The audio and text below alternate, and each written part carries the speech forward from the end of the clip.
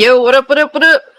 So, funny enough, shout out to the Ash and Luca. I'm gonna have to pull Luca here and run this, like how Luca used to run her podcast. But, yo, guys, welcome back to the 2REAL4FEELS podcast, where I don't give a fuck about your feelings. and you may be asking, hey, Cage, where's your panel? And I would have to say, I have no fucking idea. But we do have a guest. Thankfully, we got the homie. We got Big Cloud Gaming. So let me pull him up. Yo, what's good, bro? Yo. Oh my gosh. So, guys, there's a little bit of background, by the way, on your end. But guys, I have fought through hell to be here tonight.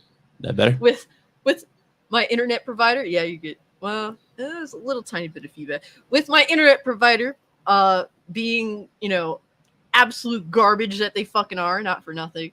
But I managed to get internet at noon today, so I scrambled to actually set up the podcast. Now you sound good. Yep. Yeah, basically panel kind of pulled out a little bit late, unfortunately. Oz should be here maybe at 9ish, so hopefully all goes well. But yo, real quick, what is good, everyone? We got Rocky up in here, we got Neozoic up in here, bro. Where's the Paradise, man? Thank you so much for the 10, bro. You totally didn't have to. I told him that he totally didn't have to. But thank you so much for the $10 super chat. Homie said, so I watched the first 4 episodes. And he's referring to Ed and Eddie. I tried to convince him to watch the show. And he said, I gave it a fair word. He said, I gave it a fair shake. Not near as cringe as I remember. But gross out humor isn't my thing. Animation is good, actually. The opening is fantastic. Happy now. Yeah, I mean, look, you gave it a fair shake, and there's some things that you like about it. God. That's cool. Well, you don't like the jawbreaker animation when their face is all. Oh my god! When they're drooling out of their mouth. Nah, but he won't survive the later episodes. I remember when they were pretending to be one another. He was in Edge room. He had a tub of gravy, and it was like a fucking fungus sandwich on the ground. Yo, Ed is just the absolute worst. He is my greatest fear in life, bro. Remember the episode where they're watching a fucking movie at Rolf's house, and Ed is just like, "Hey guys, want some snacks?" And he pulls up his pants, and there's fucking candy stuck to his hairy ass legs, and he was pulling it off to give it to Eddie and Double D. That shit had me crying when he thought he was a monster. Yeah, remember when Ed was sleepwalking? And he ate the entire cul-de-sac's food, and then they fucked up. They were selling it back to him out of his mouth. He was like, "Hey, you want some Chunky Buff?" He pulls out a whole box of Chunky Buff. Sells it to Johnny. It's soggy as hell. I'm like, and then the dude say, "You want some milk, right? You need your milk." I'm just like, "Bro, chill, stop, chill." That shit is amazing. Oh my god! They had no shame with that show, but at the same time, they had fun with it. It was genius in some ways, man. The way that that show was different from anything else at its time. Did you see and even before movie? That? You saw the movie, right? To end it, which is the final episode. It's called the Big Picture Show. Did you see that? I've seen it, but I don't remember it very well. Yeah, that's the one that introduced Eddie's brother, officially. Oh yeah, I recall that. Yes, now I recall it. Yeah. That was interesting because he had always spoken of his brother the entire series, but we never saw him. We seen his room. We had heard the stories. We had that funny tease, but it ended up being Sarah when she was like, "Give me a chocolate sundae." He was like, "Wait, what? You see this?" He ran. He got that. Oh man, yeah, so that was funny. Yeah, but yo, Big Cloud, appreciate you coming through, bro. How you been today, bro? Chilling, man, chilling. No complaints. Thanks for having me. Yeah, no, man, appreciate you pulling up, especially since there's nobody else. Yeah, this is how unliked Cassie is. They all pulled out on her. I know, yeah, everyone's over trying to run away from me. You came crawling back. Oh my gosh, real quick, guys. We got Salty Butterbags in the building. What's up? Michael Joe, what's good? We got G. My homie G says hit the like button, man. He said hit the damn like button. He's saying it with force. So I need y'all to hit the like button with force. Really appreciate it, for real. And Ark, What's good with you, fam? Brooklyn, boom. What up, Well, brother? yup. Drake Williams, always good to see you. Jen Pachi, what up, fam? Crown, always good to see Crown. Really appreciate you guys pulling up. Yo, Astro, what's good with you, fam? My guy. What's up, Astro? Yeah, everyone's ready for Zelda. They're running away. Retro Pretty much. 92, what's up, man? We got the homie East. East, I got your message, bro. I appreciate you being in the chat. He was like, man, I would totally pull up if I could, but just he's not present at his home. But yeah, man. Yo, BK, what's good with you, bro? Good to see you. Hope you're doing well. Salute. Rev, man, we need to have Revenant on the podcast. Like that's a must, actually. And yo, fuck Norris, what's good with you, man? My I God, love that name. profile pic. Yeah, Bruh, that shit is profile hilarious. pic. Come on, dog. Oh my god. Yes, Oh, but man. oh my gosh, real quick, let me just give a shout out to the channel members because obviously I do appreciate y'all. It means a lot to me. We got all the homies. We got Hustle and Motivate, Our Carry, Get This Work, AB Limits, Alex vs. Evil, RC Scott, John Shepard, Orange Hat Reviews, Gray Early, Admiral Teague, Hargit Chennai, Words of Paradise, Damon's Ghost, Tokyo TCTV, Livewire 4K, Adriano Italiano, I'm Man, Rich Slaglord, and Overcooked Octopus Feet. Thank you guys for believing in a special asshole like me. Yes, thank you. It means a lot. Genuinely, I'm humbled. Yes, and speaking of the man, the myth, the legend, here's Overcooked Octopus Feet right now. What's good with you, fam? Oh, God. Doba Fett.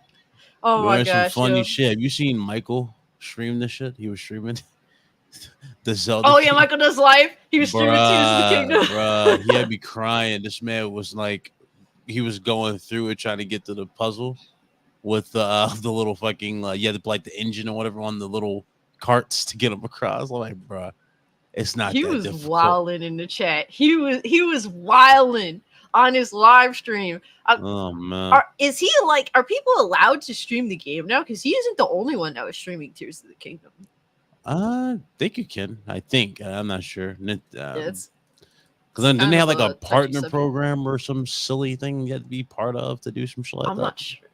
It was a while He's back. part of any partner program, and he literally, like, in his title it says it sucks or some shit like that. I know. He did that. He did that with Capcom, and Capcom blocked him on Twitter. So obviously, a lot of these sites got him blocked and shit. But he doesn't care. He just streams it. He don't really give a damn. Straight up.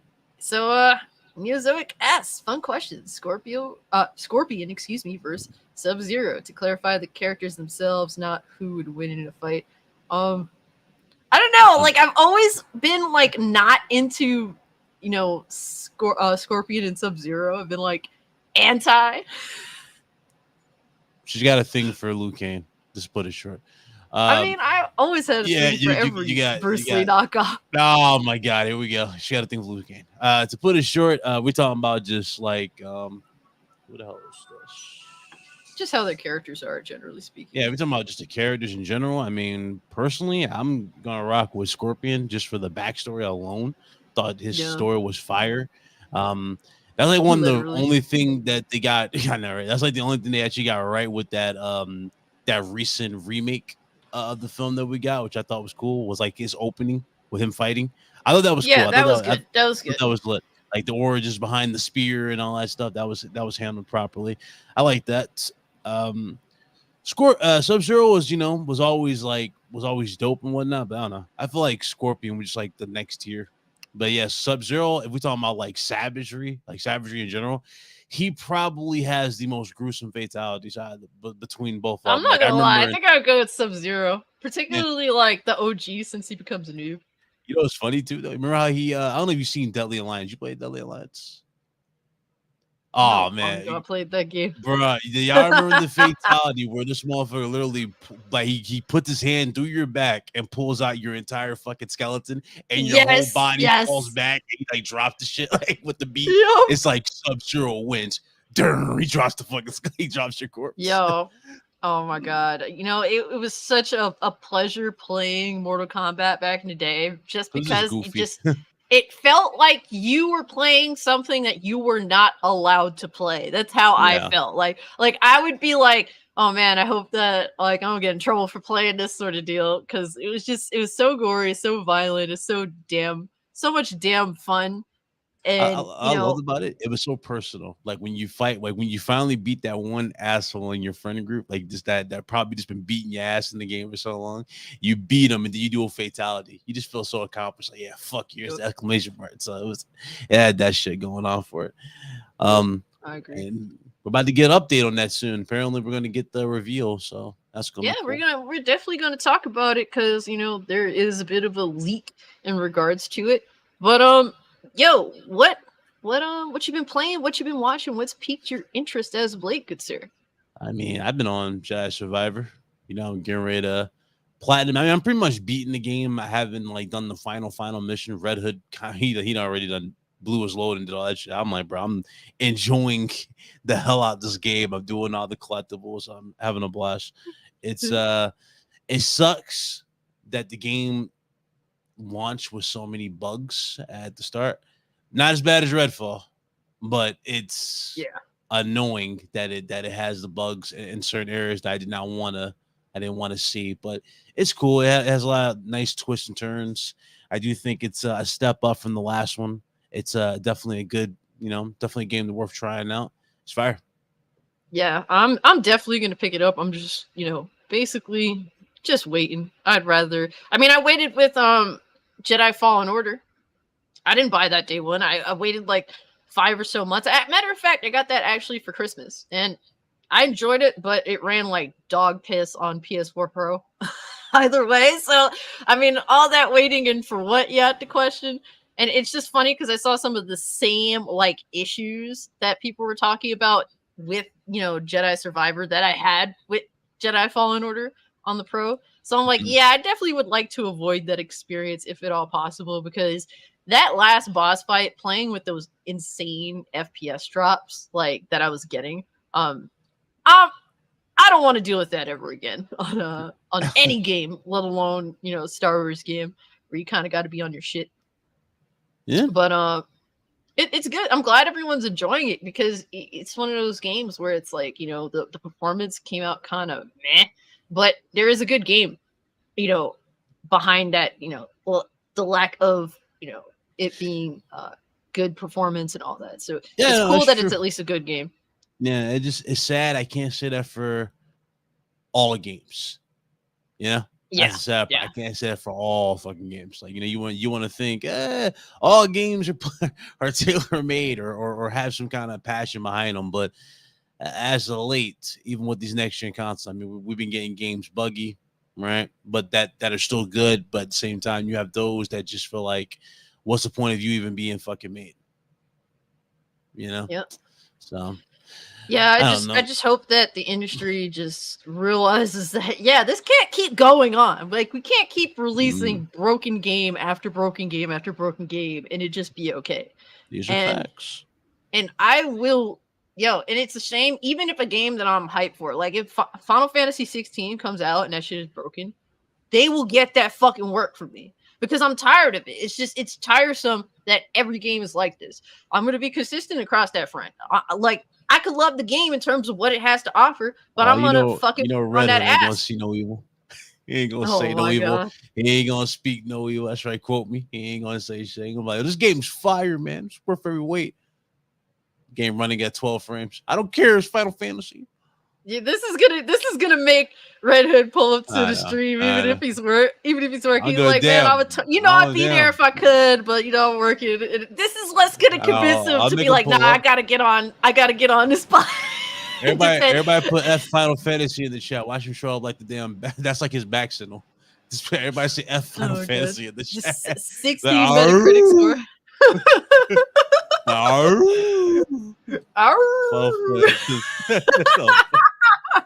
There you go. Oh my god. But for me, we watched the Evil Dead Rise. What is it? Evil Dead Rise? Evil Dead Rise. Yeah. Oh my god. That movie is so stupid.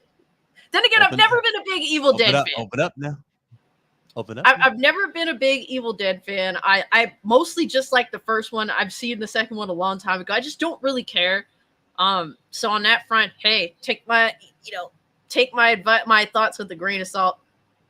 But oh my god, those it's crazy. And look, you don't have to comment on this, but it's crazy. I had to spend the entire first act figuring out what gender the main characters were. That literally took the entire first fucking act of the movie. So wait. You didn't know the gender? Already up to a bad start. No, the one chick was easy to figure out. Then this other individual, it's like, what the fuck is this blonde? What the fuck is this? Like, it's crazy that I literally have to. It takes that much time just to figure out who is what. What is going on here? I mean, Evil Dead's always been goofy. It's kind of like you know what? It's Sam Raimi's like humor. He always adds that with Evil Dead films in general. Like if it ain't too gory, you'll have some silly shit like where she literally ate dude's eye and then loogied the shit and went deuce. It's always so goofy humor. To put a stamp on it. I don't know if you guys in the chat saw it, but it's a movie called Drag Me to Hell. You ever seen it? No, I haven't. We gotta make you watch that. Then you'll understand. You'll get an idea of why Sam Raimi is kind of loved in the horror genre. But it literally is the same thing. It's that gross, weird, sick, stupid Looney Tune-esque style of horror. I'm just picky, man. I don't like horror comedy. Like, it's rare when I can get into one. I think if I were drunk while watching some of these movies, I would enjoy them so much more. But horror comedy, I'm already funny about comedy. And horror, I would rather it be corny horror that is serious than it be just a horror comedy that's not taking itself so serious. That's just me. You know, everyone's different. It was funny, though. It was funny, like that whole shit where she's like singing a lullaby and the daughter comes to the door. Oh, your man's in the shot. What up, Butch? But Butch got out. Hey, shout out to Butch, man. He got out the bed. He was able to get out the bed today. Just make sure. Are you sure? Are you sure? There's no proof. There is no proof. but to go back, that scene with the little girl, and she's like singing a lullaby.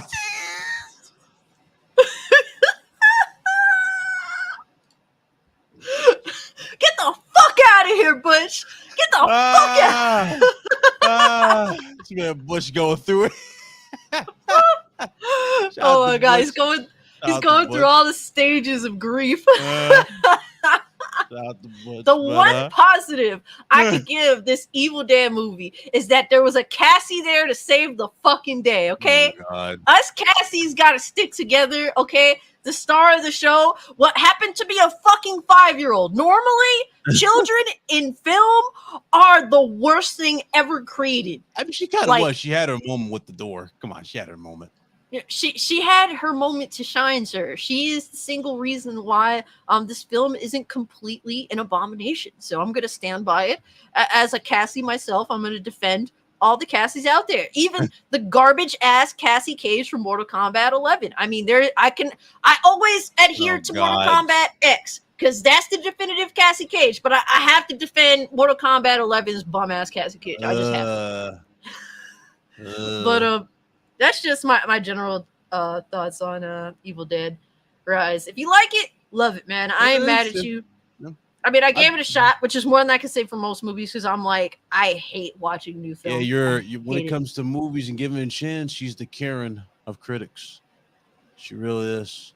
It's too dark. I can't see. You should have seen it when she was looking at the damn Little Mermaid trailer.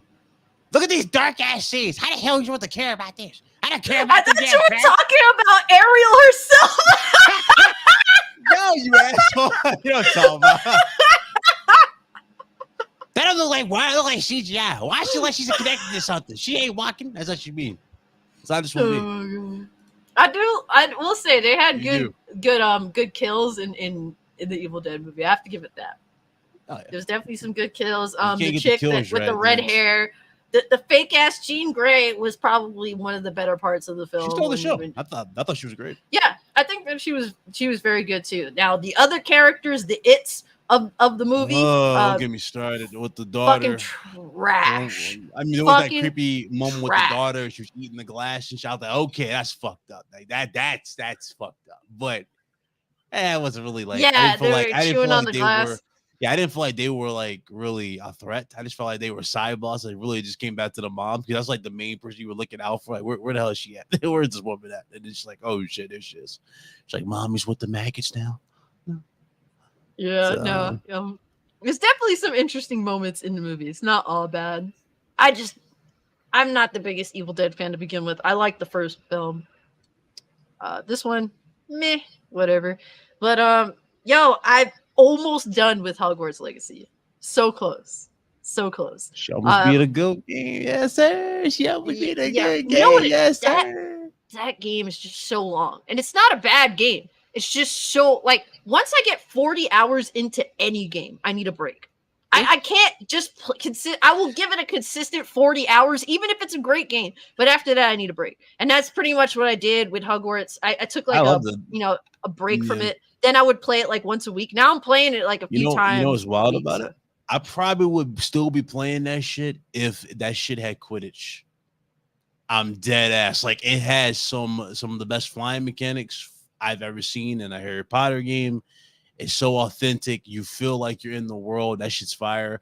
I don't give a fuck with these weirdos who like keep bringing up J.K. Rowling. I cannot tell you how many dumbasses were in my chat when I was streaming and talking about how can you support J.K. Rowling? She ain't got no fucking say in this game.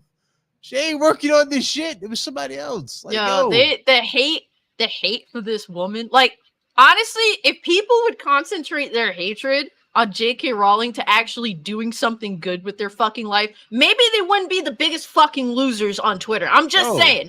Like, I don't even like J.K. Rowling. I think she's an annoying twat of a feminist. I do too. I think she's fucking annoying as hell. But she's imagine so all this annoying. Effort. But they made me side with her because of how deranged these fucking haters are. You know what's funny about it? It's like, bro, at this rate, I'm like, bro, imagine you put all that fucking time and energy into you pursuing your goals and dreams or ambitions. You know how fucking far you probably will be right now? You probably would be like that fucking, like, you probably would have already achieved it by now if you'd have let the shit, if you really would have been this passionate about it. That's the fucking look at J.K. Rowling herself. Like, single mother, came from nothing, abused by apparently her, Nah, she ain't single mother, she's married now. No, but I'm saying this is how she was before she became who she's regarded as today.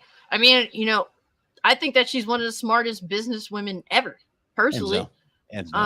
She look at all these creators that sold their property away to one of these mega corporations, and literally these mega corporations just bastardized their property. Yeah, and they have no control over it. If you were like on some real shit, you want to compare her to someone like Stephen King? Look how many iterations of Stephen King's novels we have had, and there's only like a few that you can actually name that are actually good or that will actually handle with care. You know what I'm saying? J.K. Rowling has a perfect record. Every fucking movie that's made out of her intellectual property has been pretty much certified goated. Yep. I mean, she has a say in everything Harry Potter, which is smart. Protect, if you're a creator and you're sitting on gold, protect that shit with your life, straight up. But I've been playing. Yeah, I've been playing Undisputed. I'm almost done with my live stream on Kick for Mafia 2. Guys, make a Kick account. Follow me there if you want to hang out. My YouTube content, my Kick content are completely different, so you're missing out if you want to hang out there. About to finish up Mafia 2 on there. Crab Champions, that is my shit.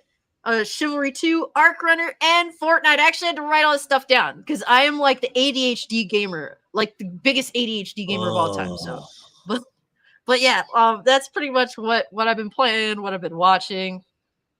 Well, we might as well just get into the topics at hand. So, have you heard of this whole writer strike in Hollywood? In regards to the abysmal Blade movie that we're talking about? It actually encompasses quite a bit of things. So, Blade is the most interesting one, particularly because it's been in a shit show of a pre-production to begin with. And there's rumors, it's rumored that essentially Disney might be using this writer strike to blame as to possibly canceling Blade. I mean, But let's keep it about. It never had a shot the moment it was rated PG-13. Yeah, you can't have Deadpool at rated R and then go around and say, "Hey, well, fuck them. That's why Blade is PG-13." Name what universe where Blade being PG-13 makes any sense. This isn't David Boreanaz. This isn't Angel. This is Blade here. There's blood and guts. There's a reason why the original is so goated. It had it all. Literally had it all. Some of the most memorable fights, badass moments, a dope ass villain who, by the way, also shitted on this goddamn film while it was in production. And I'm talking about Steven Dorff. He's been shitting on it. What up, Hustle? But again, it'd be like, it shows the levels of this. It shows how fucking pathetic like this movie was. The movie never was going to have a chance. And I guarantee you they probably wouldn't even have La Magra in this. I guarantee you they would have done some stupid shit like La Magra's a woman. I swear to God. I can see some shit. I swear to God. Everything. The Force is female, sir. The MCU is female. I'm saying, I would not literally just replacing all the good characters with lesser you know what they've been doing, what Disney is doing with Star Wars now, right? You know how Disney was like, we're not going to follow the EU because we want to do our own thing. And their own thing failed miserably. So now they're copying the EU, but replacing the male characters from the extended universe with female characters that people don't care about nearly as much. Bro, so that's the extent of Disney. You know what's fucking wild? Like, a lot of people didn't give this movie its flowers, but I still give it its flowers. I think it's just fucking lit in the Blade series. Blade 2 was also goated. I loved the design. Those first two movies were solid. Yeah, I love the design. Remember the Reapers? I love the design of that. Their jaws open up and they look like fucking octopus shit. That shit is grotesque, nightmare fuel, but it also added to just how the savage the world is. Were you really expecting that in the fucking MCU? Were you expecting that in the MCU? Come on. What if Hypnotic was good, bro? Nah, people have low expectations because we're arguably in the worst state of entertainment to date. I'm sorry to have to say it, but I genuinely feel like it's true. Some people don't feel the same way, but hey, that's just how I feel personally. Yeah. In regards to the writer's strike in general, there's actually a few things that are affected by it. A couple of which I know hurts your soul. But let me see. Where is this? So we got stuff like, unfortunately, Cobra Kai that's being affected by it. Don't fuck Andor. I know, and it's the last season too. That's so fucked. The show after the last season, which fucking had me almost a little teary-eyed. That's how well they did that shit. Don't fuck up the finale. Do not fuck up the finale. I swear to God, I will go off. Do not fuck up that finale. Yeah, I mean, yeah, it's really it's problematic. We can only hope that they'll at least reach out to those those writers on their own and make some form of deal with them so that they probably want to expand it. Yeah, they're probably trying to expand. You know, you just kind of keep milking it because they keep breaking numbers, keep getting awarded for keep nominated for Emmys and shit. They probably want to expand it even further. Go, hey, listen, we can do this one more season. Like, bro, one more season is all you need. You don't need to do two more. This is the last season. End it here. It makes sense. Don't fuck it up. You know what I'm saying? You bought these legacy characters. Don't pull a fucking Halloween. Let's not do this. Let's not do this. Let's not bring all these legacy characters and then fuck up the ending. I gave the middle a pass. Obviously, you know why? Because it kills. I thought it was living up to the name, Kills. Honestly, that wasn't even Michael Myers. That was Jason. That was Jason. That's Michael Myers. A lot of people don't make that comparison, but literally they made a Friday the 13th movie with Halloween Kills. Their own version of it, but I thought it was good. I thought it was good. But some other shows that are affected are stuff like Andor. What is that? There's one other show that I think is actually worth noting, and that is the Game of Thrones spinoff. That House of the Dragon. House of the Dragon. Yeah. Everything else, besides that, garbage that should disappear. So I hope that another good show that I think is in the final season as well as Stranger Things. It's also being affected by this writer's strike. Whew. They're probably trying to But switch to other AI. I'm telling you, they're a lot of them they, trying no, to do the they're AI. pushing. I mean, hey, anything to pay. But to be fair, like some of these writers are so honestly just trash. Maybe AI could do it better. It's sad that I have to say that, but some of them are so genuinely bad. Like, when the fuck? How long ago has it been where SNL was funny? Yeah, don't worry, I'll wait. Exactly. Yeah, I can't remember. Yeah. Bullshit like SNL is they're not doing it anymore because of the writer's strike. The Talk. The only time I can think about SNL being funny. Yeah, the only time I can think about when SNL was actually fucking goated. Y'all remember Chris Farley when he did the fucking motivational speaker? That shit will always be funny. But again, that's Chris Farley. He's a goat. Dudes ain't funny like that. Let's get about. There's not many funny dudes like that. Shows. Yeah, honestly, and a bunch of late night shows. Who the fuck watches late night TV? If Craig Ferguson came out of retirement and did the Late Show, then I would watch for sure, because that's the dude who was like the king of late night. But most of these people are fucking boring as fuck. I don't give a fuck. Craig Ferguson had a bit of swag to him. He was likable. He was great. He was funny as hell. That shit I would watch. I'm like, bro, I like this. I like this fucking guy. This guy I give a watch. These guys, who the fuck is this? I don't care if you got J-Lo. And by the way, you seen that video of J-Lo? And fucking Ben Affleck. Don't you mean Alex and Erica? Oh, I guess so. Yeah, Alex and Erica, but Alex looked pissed in the video where like he like he looked angry, so he was dragging his feet, and fucking she got in the car. When I tell you, as soon as she got in the car, he slammed that bitch like he wanted the fucking. I mean, look, we know J-Lo is a bitch, but at the same time, Ben Affleck is also a drunk, and she probably getting him off that shit, and he probably ain't feeling it, bro. Man, she's too busy. She's too busy trying like she goddamn 14 and shit. She 50. Like, come on, she needs to her ass down. But I get it. She wanted him in her life, but still, she need to relax. Man, that's how do you think she gets work, man? By pretending to be young, even though she's like 50-something years old. Bro, she me crying though. She's probably like, hey, you're too fat, Ben. You're too fat. Get in the jab. Like, she probably be on that energy when he get off. Okay. Damn. No, you see this Batman movie? I was watching Batman. I want you to look like that again. Get back in the fucking jab. Like type of shit. She probably is on that. Oh my god. I mean, I know that she be on his ass. You can tell that she's just the type of bitch. I mean, she's Puerto Rican. All right. I know how these bitches are. There's no escaping that. It's in the blood. Motherfucker be staring at him when he come out of fucking the bathroom. She'll be like, what are you doing? like just giving the villain, the super villain laugh, just staring at him and shit. Oh my god. Shut up, Lobo. Saw that bullshit. Oh my. Oh, she gonna skip past that mission. You bastard. But bringing it back to Blade, honestly, I think they should just cancel it. Even if you have to use the writer's strike as an excuse. Yeah. I mean, it wasn't like this project was getting off the ground anyway. There's rumors that they wanted to replace Blade with his daughter pretty much immediately. Marshala Ali, I heard, wasn't having that shit. And deservingly so. At least someone speaks up. One positive is apparently they got a writer from a successful show. I'm not aware of the show, but it seemed like things were taking a bit of a turn for the better. Yeah. And then right after they had casted a writer that seemed pretty credible to basically write this film, the writer's strike happened. Like a lot of people get excited when they see writers with a good reputation. Again, all it comes down to the people overlooking him. They want a certain agenda to be pushed. Guess what? Yeah. There's only so much that writer can do to push the agenda and make you probably be intrigued in whatever the hell he's making. So, like, just going back to Blade, I mean, who was on the cast that you were actually behind, aside from the Blade, the character who's playing Blade?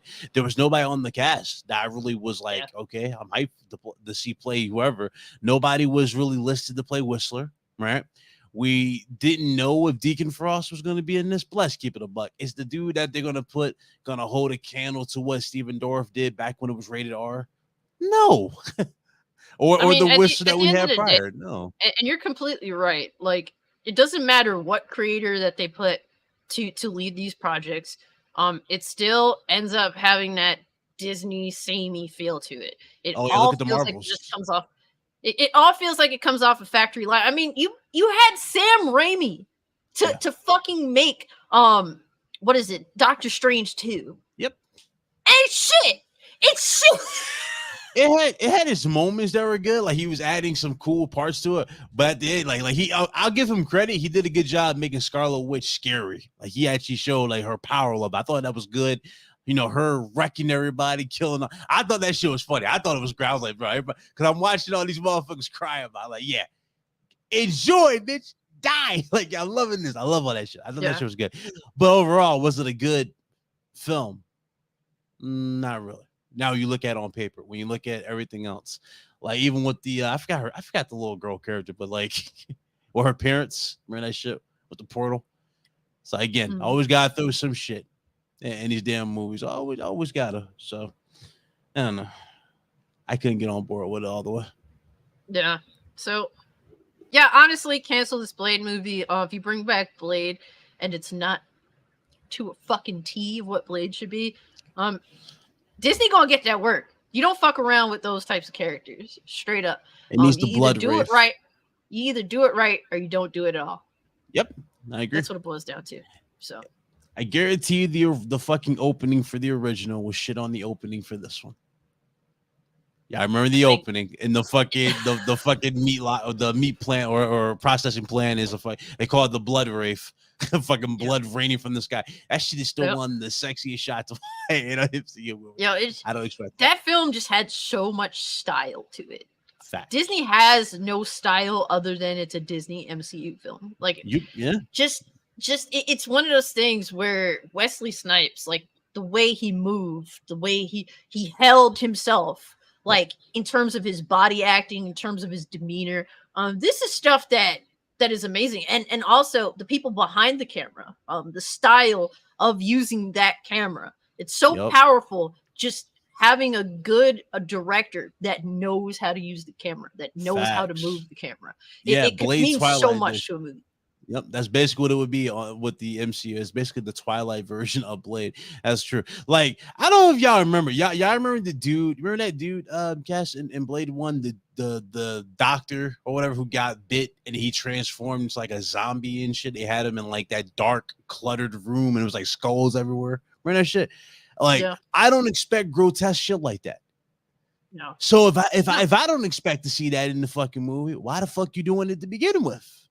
Doesn't make sense. You gotta honor all this shit. There are stages of the vampires that are grotesque, you know, like so. And I like how Quaid said that was his name, Quaid, the guy who loses his hands. I don't expect dudes to lose their hands like Quaid. I don't expect to look all grotesque. I mean, but the thing is, you have these fucking loser ass MCU cultists that'll defend any fucking slop that Disney puts out there. They're going away, and their first argument's gonna be, well, you're not allowed to compare it to the original Blade movies. And it's like, okay, then there's no reason there's no reason to exist. You don't want to have the conversation. You just want people to consume. Everyone's gonna compare it to the original Blade films. I will give, I think a lot of them are like definitely doing that, but some of them are definitely waking up. Like, have you seen the Marvels trailer reaction? Oh yeah, like the like to dislike ratio on that shit. Insane. Last time I checked, which was like 3 days ago, the likes were 500K and then the dislikes were 700K. Yeah, so it's like, you know, a lot of people are waking up and they see through the bullshit and they're tired of it. Like, okay, Jeremy Renner, I can see them replacing Jeremy Renner because after his accident, I don't know if you saw, like he can barely walk. Yep. So I can see Jeremy Renner, and that's unfortunate. Jeremy Renner did great as Hawkeye, but I can see him being replaced. Retire the character, man. Yeah, retire the character. Don't kill him off. Don't do no stupid shit. Just retire him off. Let him give the mantle to his daughter. Boom, Bob's your uncle. That's fine. Let it get in like that, and maybe down the road when he heals to a point, he can make a cameo, maybe. But let's not do this shit where you kill off legacy characters. You know, it's bad. They did that with Captain America, and now they tell me, they wanted Chris Evans to come back. You know what Chris Evans said? I know you saw the interview. Chris Evans, I love the character so much, I just don't think I would be able to live up to what we did before. In other words, let me translate what he's saying. I love the character so much that I don't think that I would want to play him again because of this fucking woke bullshit that we're seeing today. That's all it is. He doesn't want to be a part of it. That's all. You're not So you're lying. not going to see the OG cast no more. Zoe Saldana, she's leaving. She's no longer going to play Gamora. Batista is leaving. He's done because the director is that was with the Guardians is no longer there. You see what I'm saying? All the OGs that made that first fucking phase fire are either gone or have been killed off. Yep. That's it. I mean, there's only so far, and I could say these even about some of my favorite franchises. There's only so far you can go with pushing something. Like, I just think that there has to be an end to everything. As much as I want to see more Halloween movies in hopes of them even coming close to the first handful of them that I enjoy, it just doesn't happen. And that's because it's like the property is just, it's ran its course. And I think with, the MCU, it's run its course, man. It went absolutely stale after Endgame. And it's really just, it's time to just stop. I mean, Endgame was just so well done as like a final salute to everybody. Like that was basically, if you think about it, that was basically the Star Wars type of vibe that we had back then all over again. But it was done on such a crazy scale that nobody expected. Because remember, it started with Robert Downey Jr., right? Nobody expected that shit to explode into so many big characters that people didn't know shit about, become these mega stars, and everybody was loving it. And it's like, okay, yeah, this is the final nod. Like, yo, we're at the end. Yo, appreciate it. Like that it was one of those things. But then as soon as they said, oh, it doesn't end, yo, we got the multiverse. I'm like, yeah, I don't know how I'm gonna feel about this shit. It didn't, nah. Like Scarlett Johansson's coming back, by the way. From course, can't turn down that money. But like from my personal experience, when it comes to multiverses, especially in the comic books themselves, a lot of them, at least in modern day, a lot of times these multiverses are introduced in order to as an excuse to make a character that we know of a woman or a character that we know gay. Like that's always the excuse to bring in characters that wouldn't be justified in any other way. So I don't care. I refuse to support it. Honestly, I advocate for Disney's downfall because they earn it every opportunity that they get, in my personal opinion. They've done great. I know, they've done great. They've given they've given us a lot of shit. I'll give them props. They've given us a lot of leg room to push the Marvel characters, which is good. Am I excited that they have the X-Men? Am I hyped that they have the X-Men? Not really, because I honestly, even though people don't like, a lot of people shit on the original cast for X-Men was perfect, aside from Halle Berry. But the original cast was damn near perfect. The reason why a lot of the movies don't work, I'd say her, and honestly, Anna Paquin as Rogue. They could have casted someone else with that. Yeah, but other than that, I think everyone else was good. They had that edge, you know what I mean? Playing Rogue. Rogue had like an edge to her back. Like they didn't write. Honestly, I love the X-Men movies. They're my favorite comic book movies. Like in my top, like 1 and 2, and Days of Future Past. They're all in my top 5. So on that front, they're some of my favorite movies, but they did not do right by Rogue as a character. I mean, yeah, so one did great for like that origin style. Like I like how they really captured like that grungy feel, like Wolverine when he's like in the damn fight cage. I thought that was handled perfect. How they did that with his character. Part 2 though, like that shit with Nightcrawler, that shit's still iconic. Like him beating the shit everybody in the fucking White House. That's one of the greatest opening scenes in film. And that's the crazy thing about those particular comic book movies. Like, they transcend comic book film. And that's what makes them genuinely awesome. That opening is one of the greatest action scene openings in all of film. Of all of action film in particular. Lady Deathstrike. I'm like, bro, I was fucking geeking the fuck out in the theater when I first saw that shit. I was like, yo, bro, look at the fucking effects. Like, he looks so good. He looks so good playing Nightcrawler. And I like how they showed his humanity, like he's religious. I love that about Nightcrawler in the original. And then X3 can go kick rocks. Nobody acknowledges that bullshit. Days of Future Past is the I like X3. Fuck you. But it's a bad X-Men movie. But I enjoy it because, like, honestly, I love Famke Janssen as Jean Grey. I think that she was an amazing Jean Grey. Like, she made me a fan of Jean Grey. Before that, I was all Storm and Rogue. But, like, I think that she's one of the highlights. Like, and she would even say, like, yeah, I hate comic books. I'm a novel reader, but she's a good actress. She did Jean, I think, justice.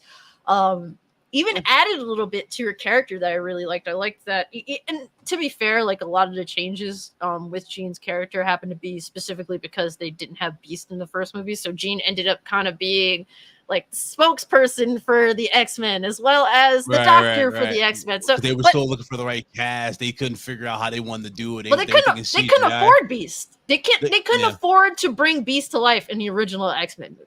Because it was a lot of money to make someone look like that. I will say they ended this, up casting Kelsey Grammer was X-Men 3 made me shit.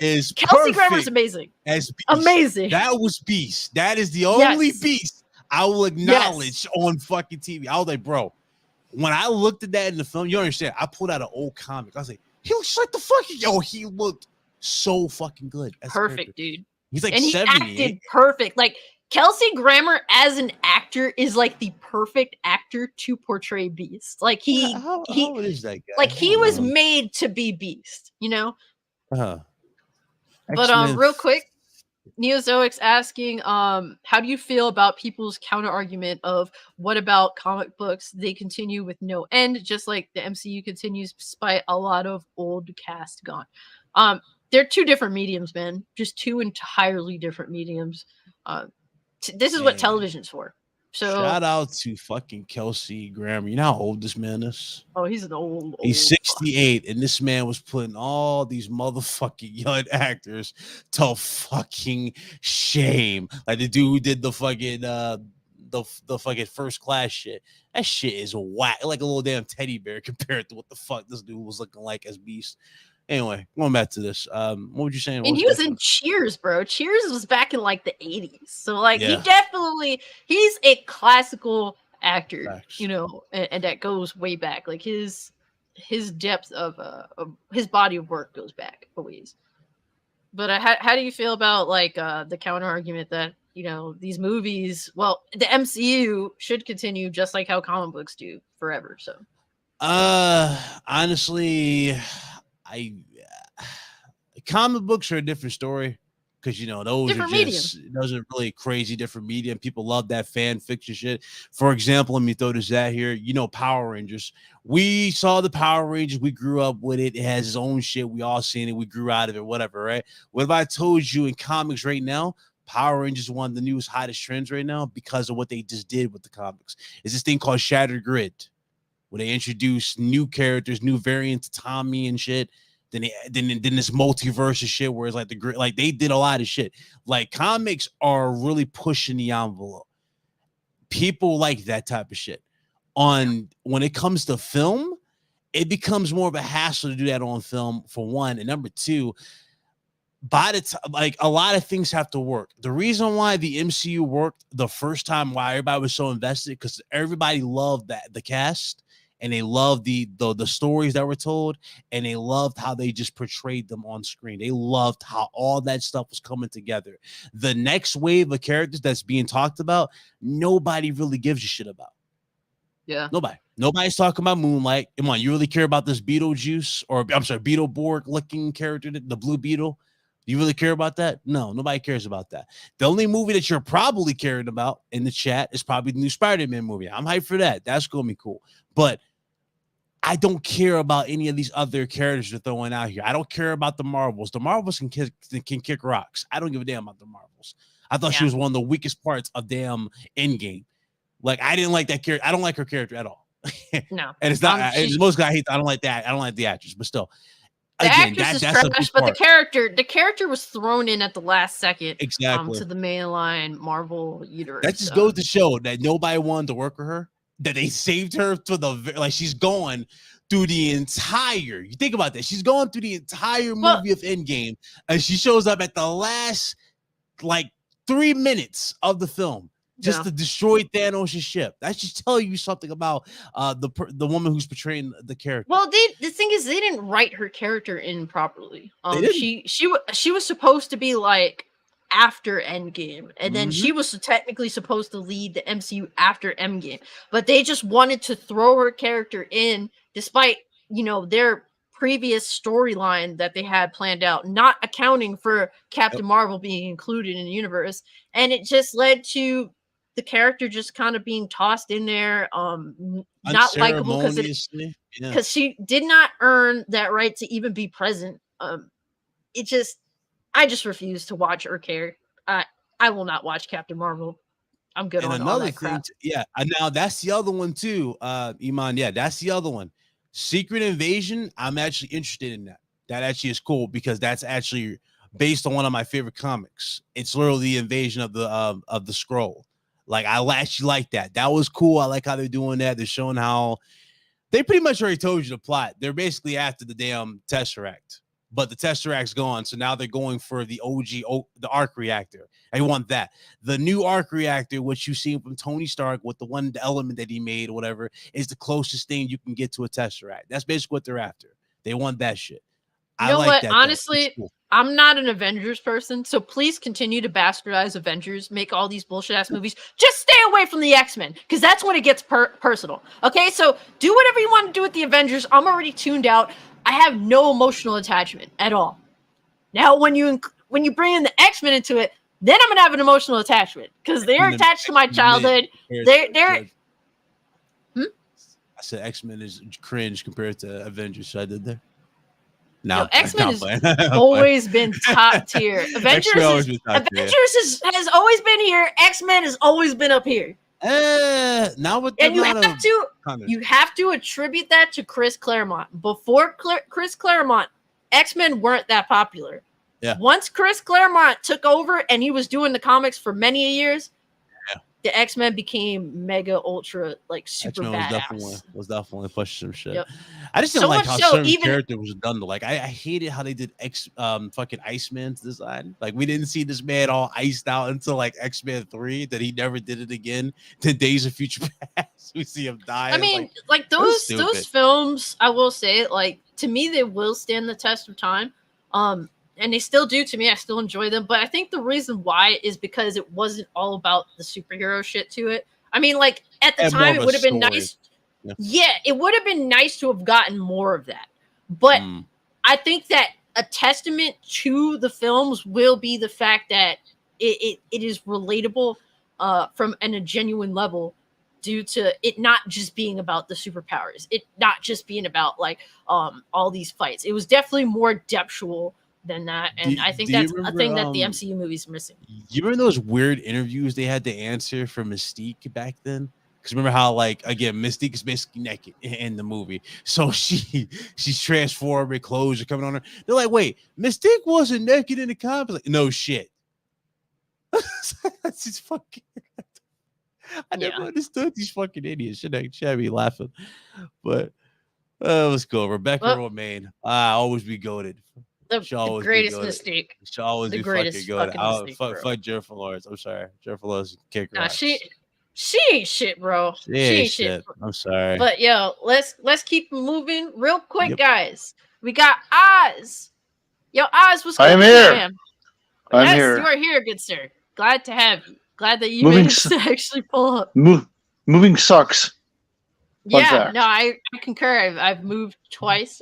Especially moving sucks, especially when you lived in a place for like 20 plus years. And now you have to move and you've accumulated like 20 years worth of stuff. And yeah, that sucks. So I definitely feel your pain. I hope that you're getting through that as painlessly as possible. But I know Marvel could suck dick. You're welcome. I've heard everything. Right. Fuck Marvel, okay? We gotta move on to a real comic book movie. Alright, guys? Because The Crow is 29 years old today. And The Crow is in my top 5 favorite comic books movies of all time. It's insane to think that it's 29. It came out like a few months after my birthday. So I was born in July of 93. This came out in 94. So I just thought it'd be awesome to talk about The Crow. Any excuse to talk about The Crow, right? But Bit, you said that you're a huge fan of this film. It's one of your all-time favorites. Mm-hmm. For Crow. Yep. Oh yeah. Yeah, and Oz Fire it up! Fire it up! Fire it up! Oz, Yeah. you love this film too, right? Oh fuck yeah, dude! The soundtrack is awesome. I saw him Oh outside. yeah, I can listen to that shit He was now. different. He was all peanut butter from Dead Who. Hey! I can't read all. I can't read all the time.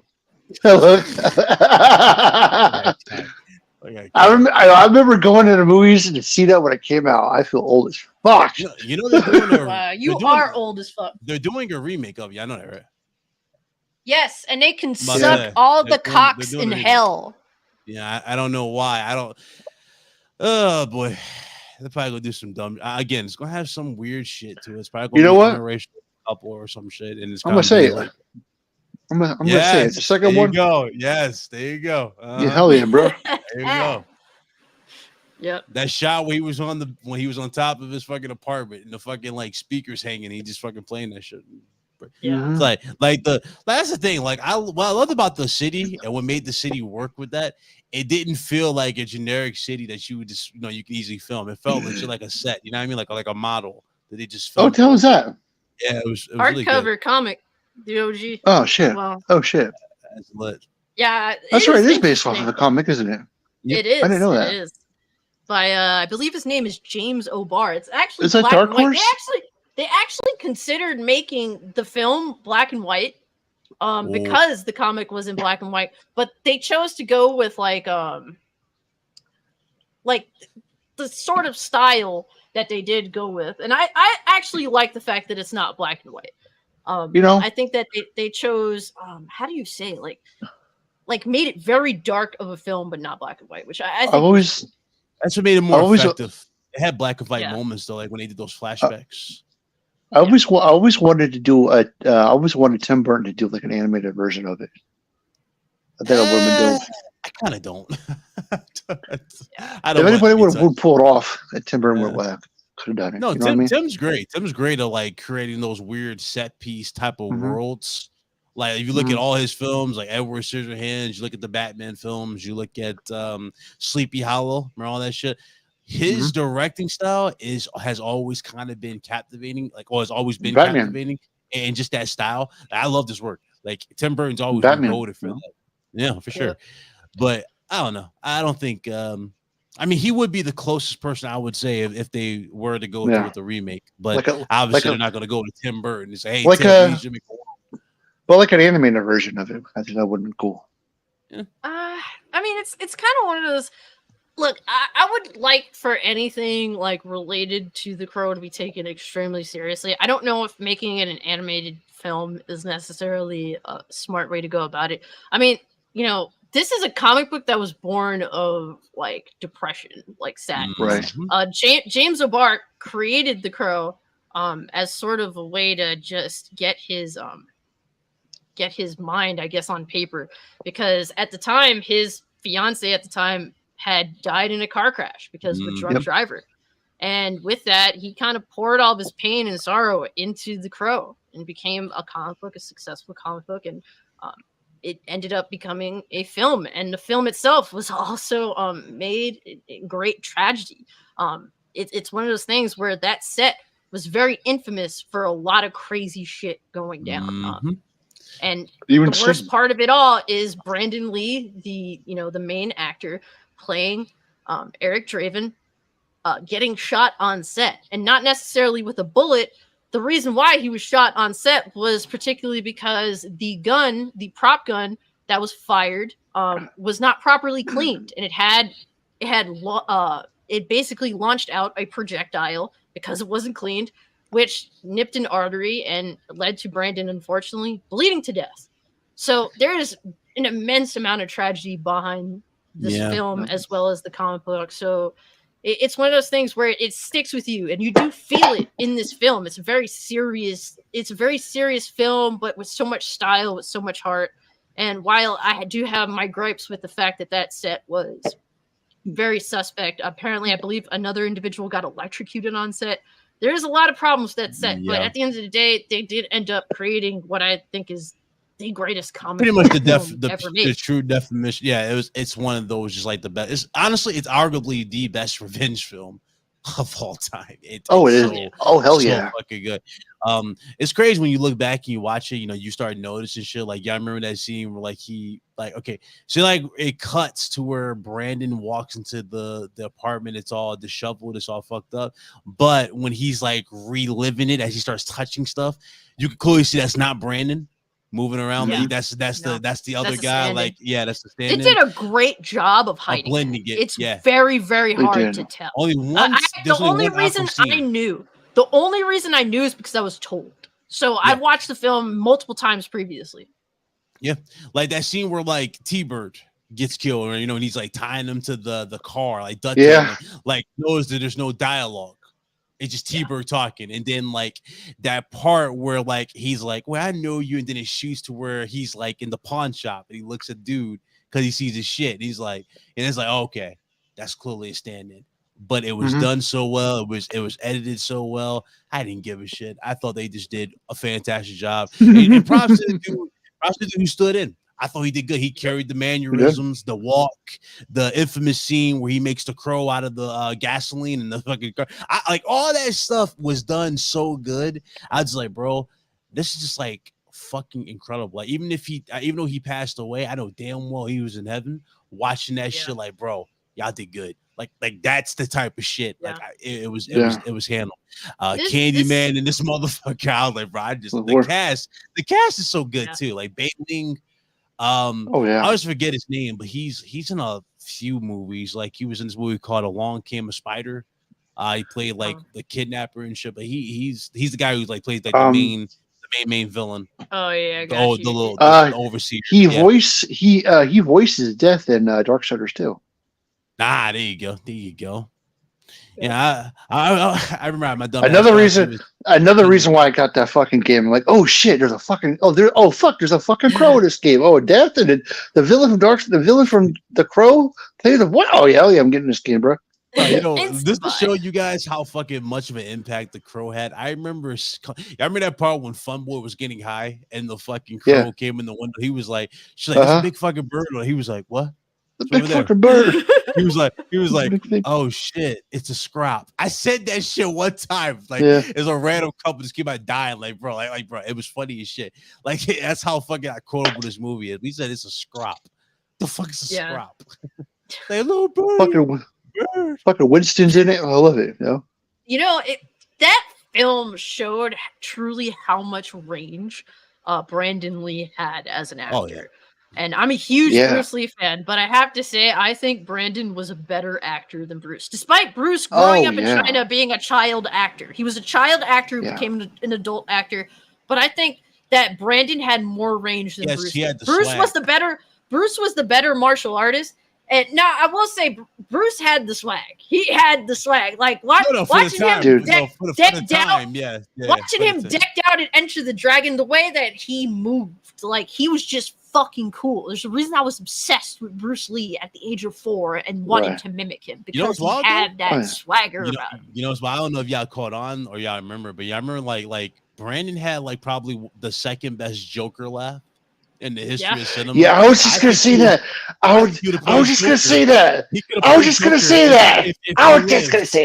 Yeah, if he would have got older, he could have played Joker.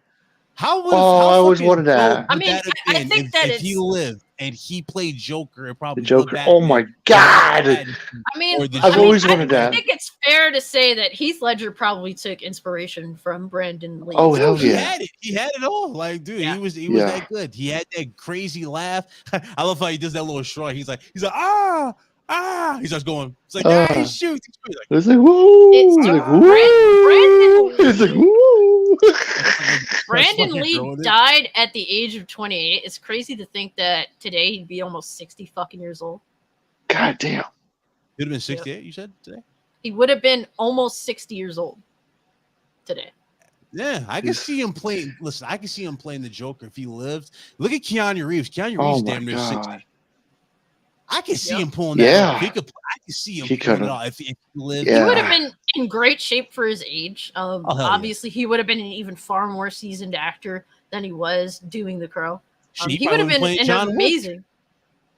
You Oh probably my would've seen him God, as John yeah. Wick. You probably would have seen him as John Oh, Wick. yeah. Better yet, I don't think Oh, yeah. Keanu Reeves probably would have broken the stardom because I think he probably would be playing the Matrix. Dead ass. I think he Wow. probably would have been Neo. No, You know you're not what? wrong. You're right. You're not wrong at Not all. wrong. He would have. Brandon You're would not have wrong gave at a all. lot of other actors a run for their money. Hell yeah. It would have been very competitive. He Uh, had it all. He had the look. He was a very handsome guy.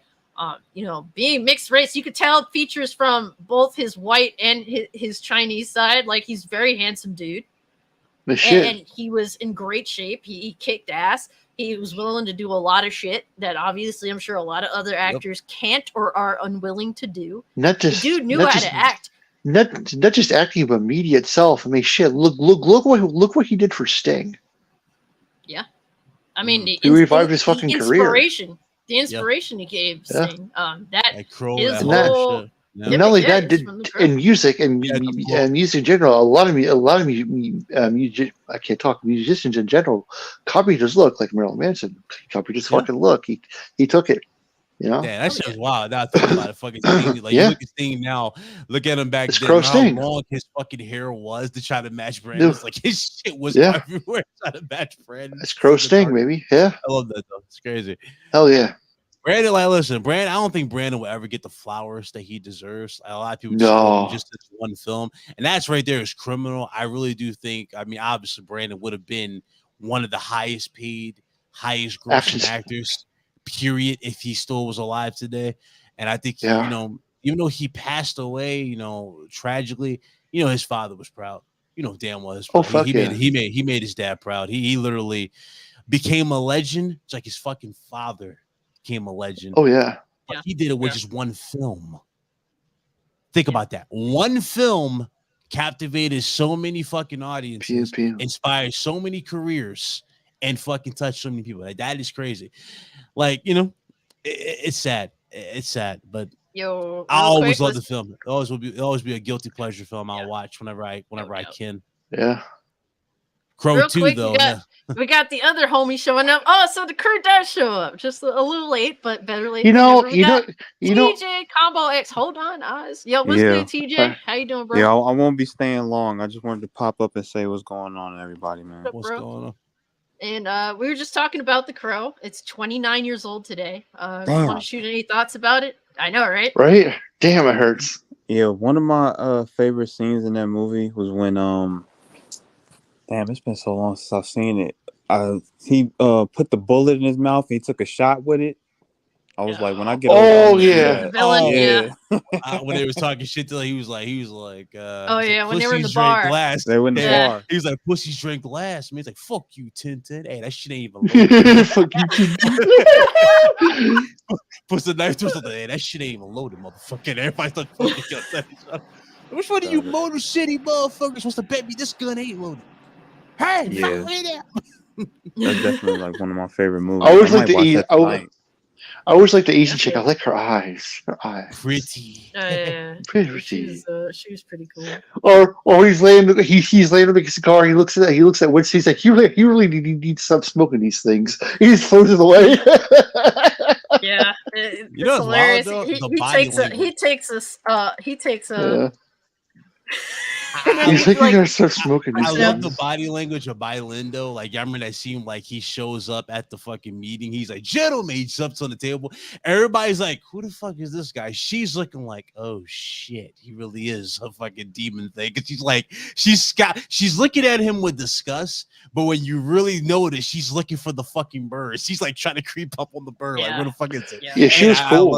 I fucking loved her character. I loved her character. Yep. I loved it.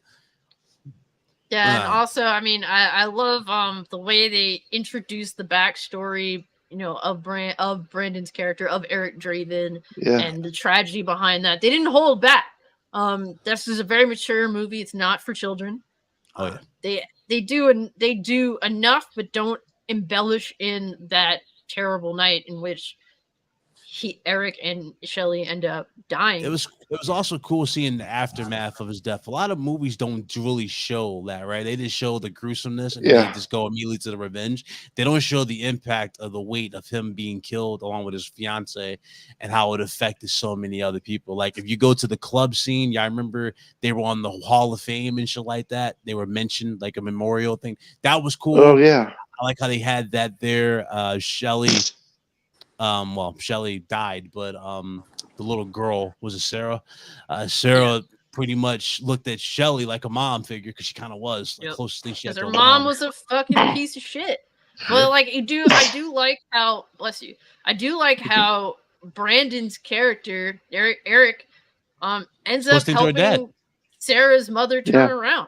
You know, like he does what he can even after the grave. Mother and just Mother is God. Mother's God. I love that fucking saying. Oh, that shit's dope. Sorry. I mean, like all the morphine comes out her veins. She looks at herself. Like, damn. She's like, your daughter's waiting for you. Go find her. Like, get out of here. And she got clean. I like that. That was cool. So dope. There's a lot of touching moments in the film that. Honestly, every time I watch it, like I'm excited, but I'm also like sad. I can't help it. It's just it's so touching of a film in so many ways. When he's going through the fucking apartment because he's looking for fucking aspirin because he has a headache, he's like, "Oh, I got a headache." Bruh. Hey, we got 90s freaking anime, bro. The classics. Okay, that's what we got on the shirt for today, good sir.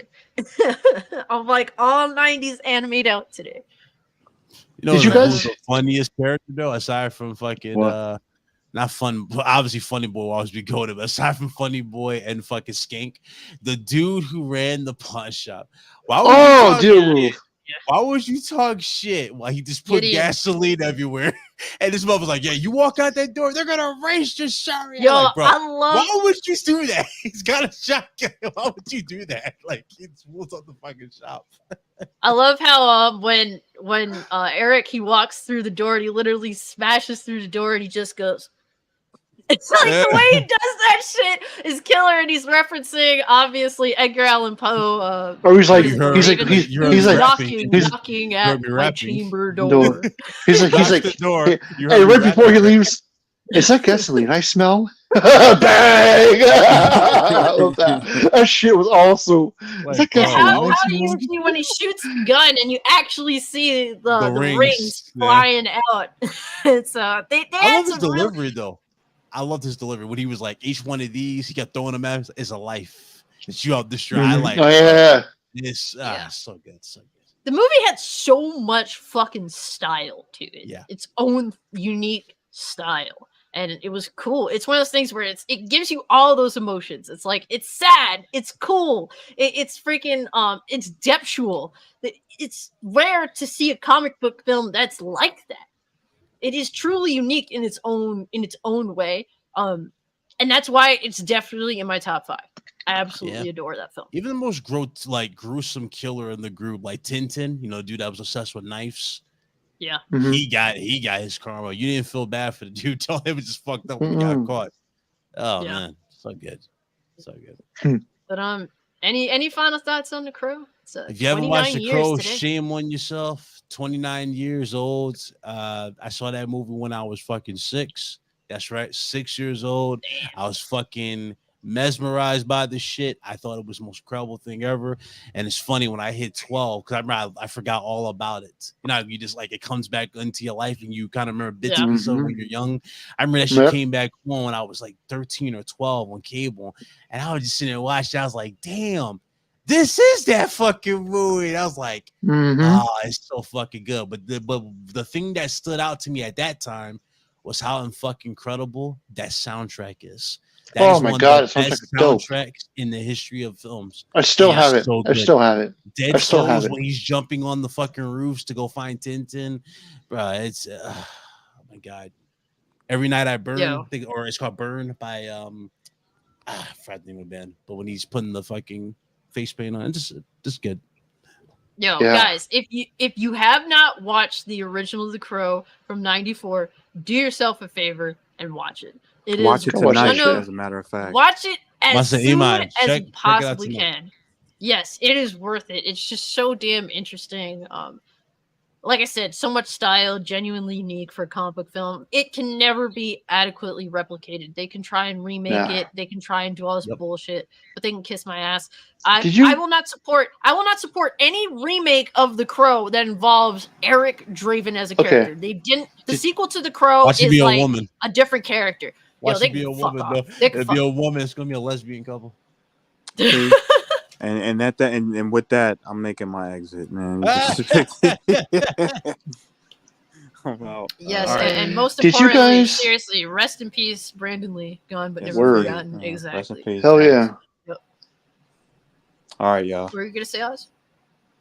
Did you go? Do you ever watch the TV show? No. It was actually pretty good. Okay. No, I've actually heard good things about it. I do need to check that out as well. Yeah, it was actually pretty good. It came on the USA Network. It was pretty good. Yeah, TJ just jumped in to say hi and don't talk blame about him. The Crow, but he's gone now. Bye, TJ. Appreciate you coming through. But next up, gotta talk about Xbox, man. Oh Christ! Gotta talk about. Yo, Iman, switch out for me, man. We're about to talk about Xbox. Switch out. Look, we're gonna talk about Xbox, but right afterwards we're gonna talk about PlayStation. Okay, switch out with me. Switch out with me. Nah. Oh my god! I already got PTSD from this fucking game. You about to bring up? I got PTSD. Yo. No, I got PTSD. Okay, don't you dare about that. Like you got PTSD. You ain't got. I played it too. Okay. I played it too. Okay. I played it too, man. Redfall fan. We're suffering Redfall fans, I guess. I don't know. We talk about this game so much. We're the hater fans. Okay, we're part of the haters club. Fuck out of here. Oh man, but Oz, I haven't gotten Oz's like genuine thoughts other than he's already written it off. But like Oz, what'd you think about Redfall, bro? Go fuck themselves off the highest pier. Yeah, it was bad. And people capping for this game. Fucking Crap Gamer. I had to tell Crap Gamer about himself, bro. I had to. That dude's a fucking idiot. The graphics are so. How the fuck is your dashboard fucking background that you put for the Xbox that dynamic one they brought out has better fucking graphics design than the fucking video game? How? How? Crap Gamer's doing all this goofy shit to try to make this game look good and try to make Xbox look good. It's when the reality bad. Nobody, like, he can't go home. Crap, if you're watching, you can't go home. They don't want you. What are you doing? They're not going to bring It's bad. you back. Okay? It sucks. They don't want you. Now, when I say that, let's get to why this game is ass. AI is atrocious. There is no point to doing the missions. It's not AI. Customization. It's fucking. It's like customization. Musician. And look, textures and pop in 2023. Let's be real now. Look, Big Cloud is a pony, so he's obviously going to have this thought process either way. But me and Oz were looking forward to Redfall because it was something we could play together. We didn't even start playing it together. No, we came to the conclusion this fucking game sucks. It's not worth it, Hooks. It is trash. You know it is so shit, dog. Fucking like who thought it was a bright idea to where. If you're playing with a posse, only one motherfucker keeps their fucking stats or their fucking progression, and everybody else goes back to fucking zero or whatever when they fucking go to their shit in normal play. That's stupid. I mean, to be fair, there's a lot of games that do that, and it's like, what the fuck? Especially, what kills me is that these are online only games that always end up doing this dumb shit. It's like, what the fuck is the point of the online only aspect to it? Other than to bust balls. What kills me? In single player, and my fucking server disconnected live on stream. I'm like, wait, how am I disconnected on single player? I'm not playing with. What kills me? What fucking kills me is that these motherfuckers, these fucking scumbags, these motherfucks of fuckery, we're trying to charge us $70 for this shit. Yeah, this is not a premium game. This isn't a double A game. This is a broken, bad game. It's not deserving of a price point, period. I honestly feel as though the game should be taken off the fucking store. Yeah. Take it off of Game Pass. If you want to release it, then release it when it's finished. Or fucking make that shit a tax write-off. Not for nothing. You know what's wild too, though? People were like, again, the people that are defending this shit had nothing to say for fucking Deathloop. They were talking shit about Deathloop. That's made by the same team.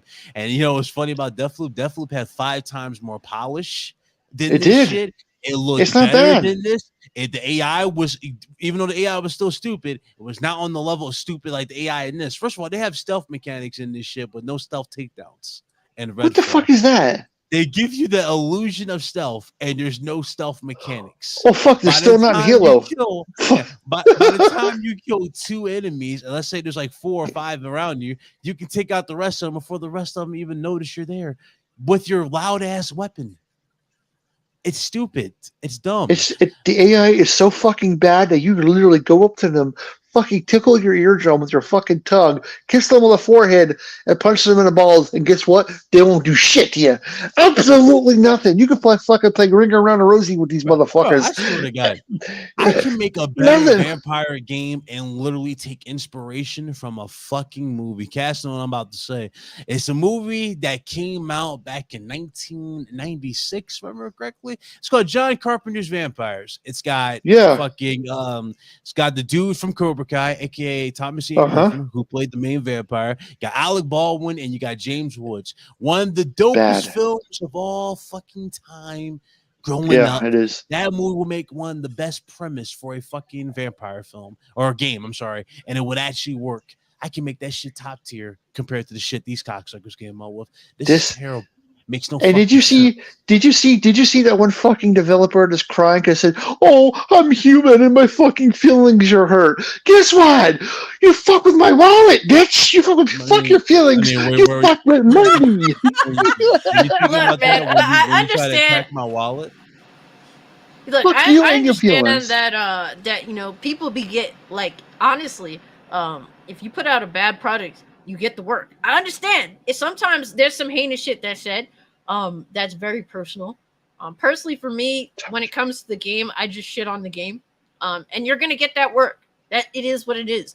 Do not release a bad product and expect to be treated with kid gloves. For me, you're not gonna be treated with kid gloves. I'm not gonna get personal with developers' personal lives. I don't do that kind of shit. But I will shit on your game if you release a garbage product.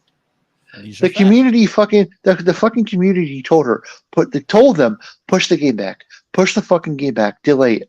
Please delay it. It's not ready. It's not ready. They're like, nope, we're gonna fucking release it. Oh, we're gonna release it at 30 frames.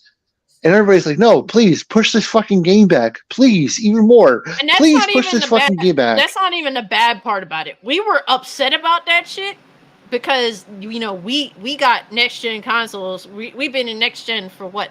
Almost 3 years straight now. 30 FPS is a last gen thing, as far as a lot of us are concerned. Apparently it's not. Apparently we're entitled. Fucking Christ. Well, good. You know what? I'm fucking entitled. Especially when you want my fucking money. I'm gonna feel entitled because we don't know how garbage. Games work, and we should just accept what the fuck they put out there because they have feelings. Apparently, fuck them for you know what? That's cool, but you can accept that your game is already fucking dead. Redfall is a dead game. It's dead. For many reasons. I'm done. The 30 FPS is just a drop in the bucket. Bro. How the fuck you have a console that you advertise? First of all, this is where the shit just is stupid to me. Like I don't understand the mindset. Because beforehand, Aaron Greenberg said 60 is the norm going forward, and he flat out said that on his fucking mirror. Yep, then before this game even came out, they were talking about 120 FPS support for some future games. And this game drops, and it's 30 FPS. And mind you, this is a game that y'all advertise as a console that can beat PCs and eats monster PCs and all this shit. Yeah. So what the fuck are we talking about? Why it's okay for you to charge us $70 now after all the bitching and complaining you done for PlayStation fucking games to have a game with this lackluster of content for one, because there's only one thing you're doing in Redfall. there's no game modes in Redfall. Yeah, I know this, right? There isn't. That's why the game gets more repetitive super fast compared to something nothing like else to Gotham do. Knights or a fucking Forspoken. That's all you're doing in Redfall. There's nothing else to it. So you got this boring game, and then you have 30 FPS on top of that. And the game doesn't even fucking look good to begin with. Like, there's more than just that FPS problem here. This is just incompetence. I was watching you play the game and the characters going underneath the fucking map while you were playing. Yeah, and the characters are fucking dull and boring. They're the worst character I've ever seen put into a fucking video game. I thought Aloy was bad. No, Aloy's not even fucking comparison. These fuckers are dumb and are boring. Yeah, I was looking at the 4 character choices, like, oh my god, I don't want to play as any of these. They're dumb. They're boring. They have no depth to them at all. The writing for this game is terrible too. You think that the catchphrases for each character would be sort of inviting. They were cringe or downright like sus as fuck. Why is it that the black character you describe as she's broke? Like, what? Like, that sounds just so fucking weird to me. Why would you even go there? Or my personal favorite, one of my favorite games is underrated. A lot of people don't like it, but I loved it for in terms of the GTA series. But I remember GTA 4. Remember it has some of the most badass intro music in the history of video games. It is.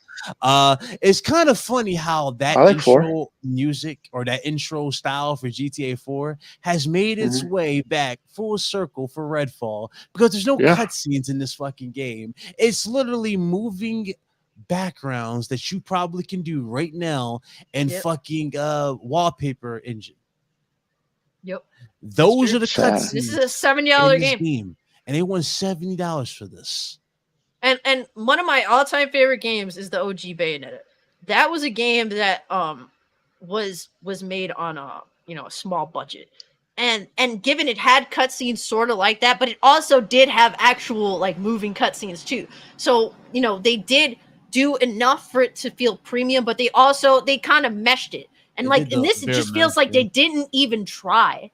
Yeah. To make it feel as though it's a premium product. This is a $70 product. It's premium. Whether whether you want to believe that or not, or if you want to say, well, Canada pays more or Australia pays more, it's regarded as a premium AAA game. And we have static cutscenes. We have garbage voice acting, cringy ass fucking characters, gameplay that is broken as fuck, 30 FPS. This is a game that deserves all the fucking smoke. Oh, dude, don't get me started with the fucking dumbass lack of logic. So why the hell do I have to switch to a heavy weapon that conveniently has a stake on it to kill the vampires when I can just pull out a stake as a melee weapon? Why not just give me that option after I kill them, instead of maybe go through these stupid cycles to fucking kill a vampire? Makes no fucking sense. I do. I mean, there is a big part of the blame on the game developer, but the motherfucker who I have to fucking blame the most is the head motherfucker who runs it, because everything goes through you. You give the final fucking okay. Phil Spencer, you big-headed potato bitch. Oh. This is all on you, motherfucker. Well, this is your mistake. Listen, I don't want to hear. I'm just as hurt as you guys. It was like a punch in the chin. You know what? It's a punch in your big fucking goofy potato head, because this game sucks ass, bro, and it's your fault. Yeah. You're the head dude. You're chief. You're the chief. Everything goes through fucking you. Could you imagine? Could you imagine if Miyamoto saw a bad fucking Mario game like this? He'd be fucking ashamed. He wouldn't let this shit fucking go out. Yeah. Bruh, he'd be fucking ashamed. If it was me, I would be like this fucking team's worst nightmare if I walked into that fucking studio and this is the shit they showed. They say, hey, Ryan, go ahead and play it. Just play a little bit of this. I play a little bit. I would have fired everyone. Bro, I would have taken the fucking controller, smashed that bitch, and say, yo, you clean that shit up. You who created the concept? Fired. Me, get the fuck out of my office. You! Fired. Did you come up with the design? Yeah. Get the fuck out of here. Fired. Who's in charge of quality control? Oh, me? You're fired. Fired. Like, that's literally me. I'm firing every fucking mind. I'm getting Fired. Real quick, Neozoic is asking, which game is worse, Redfall, Pokemon Scarlet and Violet, or Cyberpunk 2077? What do you guys think? Which game is Redfall? Cyberpunk has kind of redeemed itself, like in a sense. Still bad, Redfall, but nowhere near this fucking bad. It at least still looks appealing. Yeah. Redfall. Yeah. I mean, you know what? I will say this. I have to give it to Cyberpunk because the hype was just so high, and they made it that way honestly, on their own account. Yeah. That's the dumbass fanboys who did that shit to themselves. They were hyping that shit up. They even with it was CD Projekt Red, bro. Yeah. CD Projekt Red brought once they brought Keanu Reeves on board. Like, how can you make excuses for them? They brought Keanu Reeves on board. They said this game was going to be on the level of RPG of that of The Witcher 3. Where are the fucking RPG elements? Where's the RPG? There's none. It's an action game with some RPG elements. Just because Keanu looked at the camera and he said, "You're breathtaking," doesn't make the game that fucking bad. And then all the fanboys instantly became Stans. They became Stans. Forget Stans. He's oh my god, you're so breathtaking. No, you're breathtaking. I'm not gonna lie, dude. It is Keanu Reeves. I mean, you can't blame him for not wanting that. Who doesn't love Keanu Reeves? Who doesn't? Fuck yeah, bro. I mean, that's crazy. Last time I played Cyberpunk, there was still some wild part, like because I got it for free. Evolve sent it to me for the shit, but it was fucking hilarious. Because like that big dude, like in the beginning when he walks past the lockers, his goofy ass body kind of like was like close to the lockers, and it's like his body morphed into the lockers, and the lockers started to expand, and then they exploded. And I was like, okay. So it's close to got some issue still, but at least it looks okay. It looks passable. So I don't know, man. It's a toss-up. I would say Redfall is worse than Cyberpunk because I can get through Cyberpunk at least. Cyberpunk is something I can probably play and get through right now and beat. Redfall, that should hurt my eyes, bro. Y'all should see my stream. And y'all like I wasn't on camera. I was looking like a fucking zombie playing this shit, bro. This is the shit that these motherfuckers are crying wolf over. Oh, it's a conspiracy. Xbox is just getting attacked. The game ain't all that bad. I'm like, bro, if you here's the thing, particularly why. Here's why I picked Cyberpunk. Because of how terribly they fucking lied. That's how, because they said all this shit and actually withheld review codes for the console version of the game, deliberately being nefarious. That shit, at least they threw Redfall on fucking Game Pass, and a lot of people got the chance to try it without necessarily having to put themselves out there, because a lot of the people that tried it already had Game Pass to begin with. So with Cyberpunk, they did everything, including blatantly lie to your fucking face. Which that makes me the angriest of all. That's what made me super fucking pissed.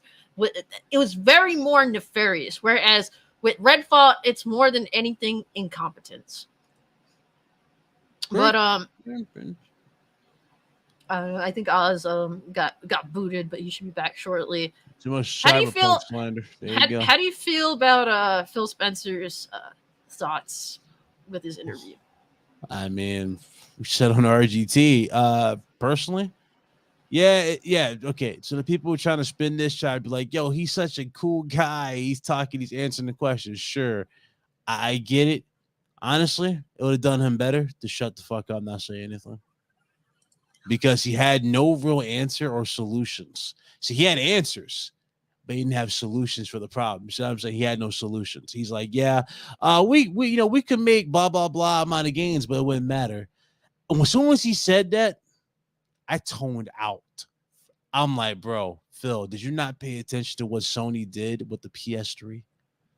They got completely smoked. 95% of that generation. They became memes with the PS3.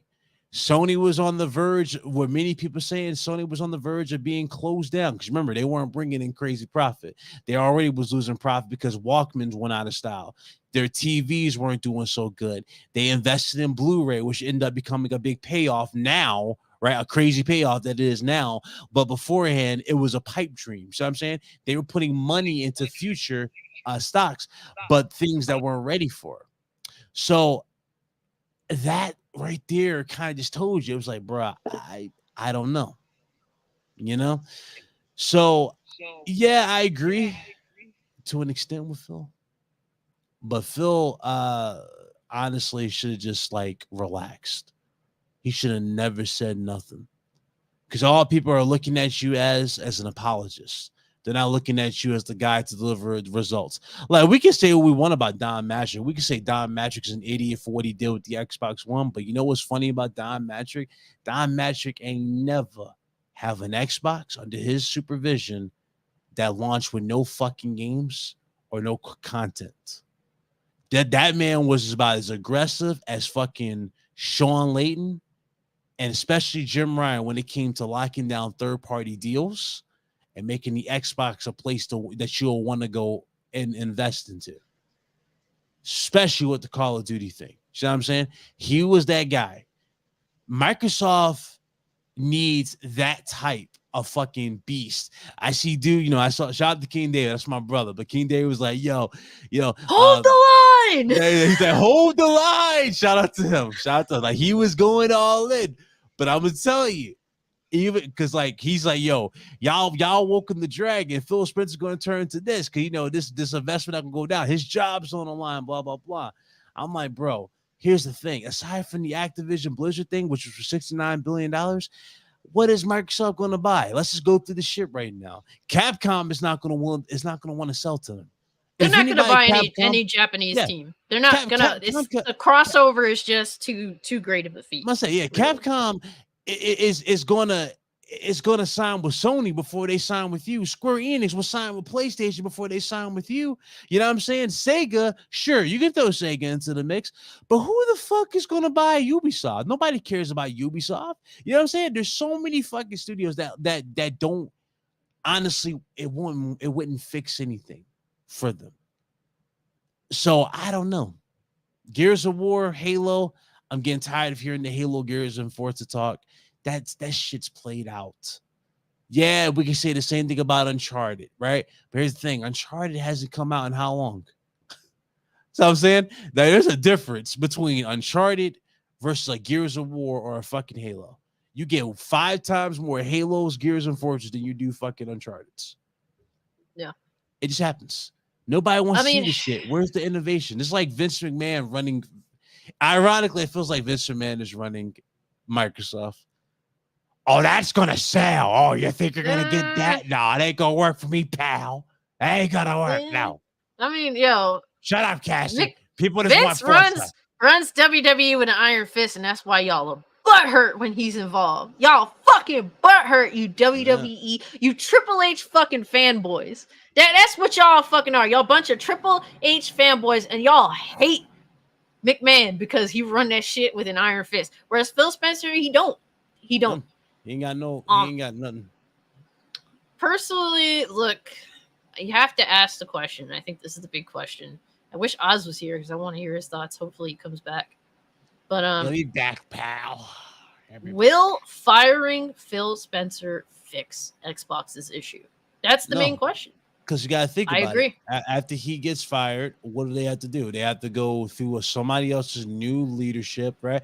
Their new fucking plans or whatever the case may be. Game Pass might get scrapped. You know what I'm saying? Like, there's a lot of shit they got to go through. Like, I don't know. Like, I'll give Phil this. He brought Microsoft back in terms of them being irrelevant for a while. Like, he gave them Game Pass. He gave them reasons to invest. But he botched the fucking finish terribly. He put all his eggs into one basket, which is the ABK deal, instead of, like, thinking outside the box as a what-if scenario. You know what I mean? If stuff don't work.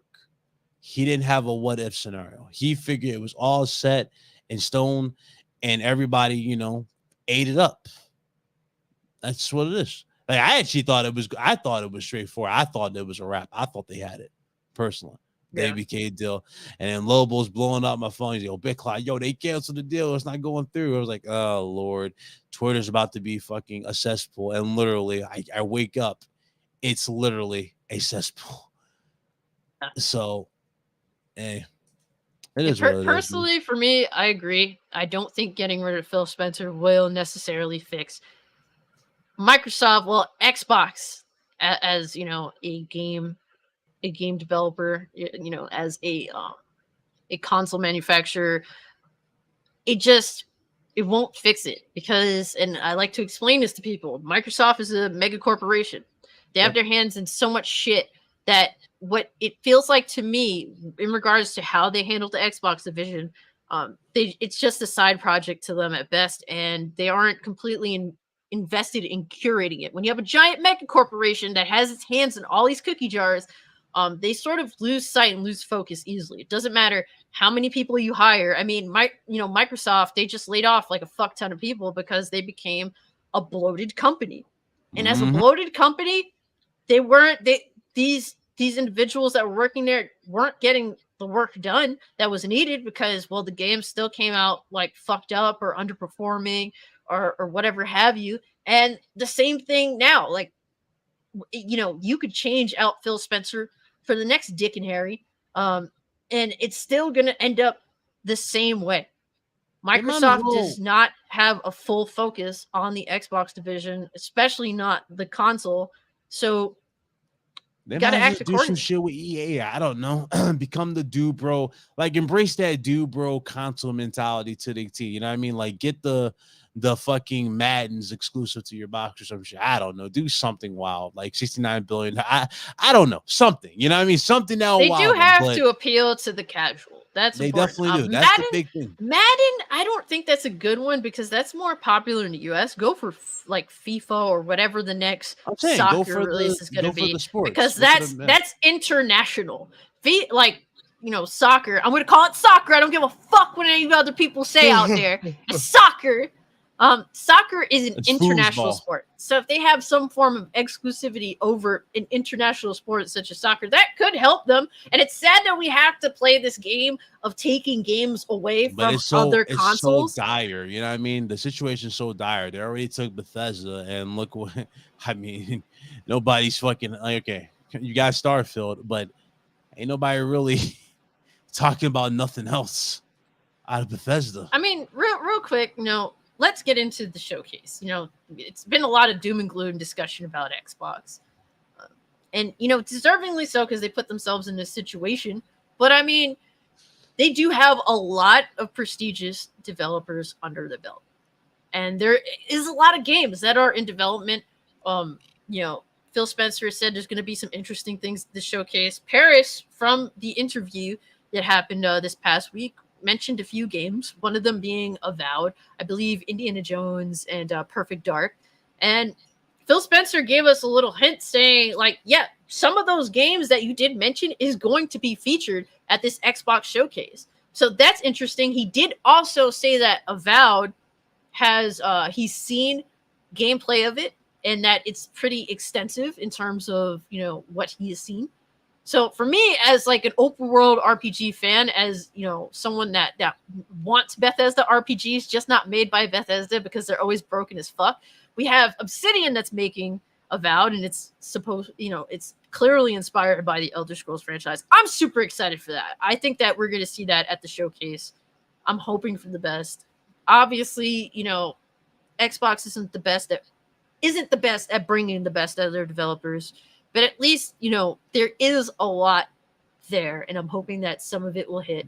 I'm looking at Kojima's game or whatever the hell he was working on exclusive for him. So They still got some shit, but again, I don't know. It's hard to be excited for shit at this point. Like, I refuse to get excited. So right now I'm at that point where it's like, don't talk about it. You know what I mean? Just show it. Yeah, no, I completely agree. I think that they're gonna bring the games to E3. I mean, E3. Oh my god. I say E3 dead. Sure. Yeah. They're going to bring the games to the Xbox showcase. I don't want to hear developer bullshit. I just want to see games and I want to see gameplay.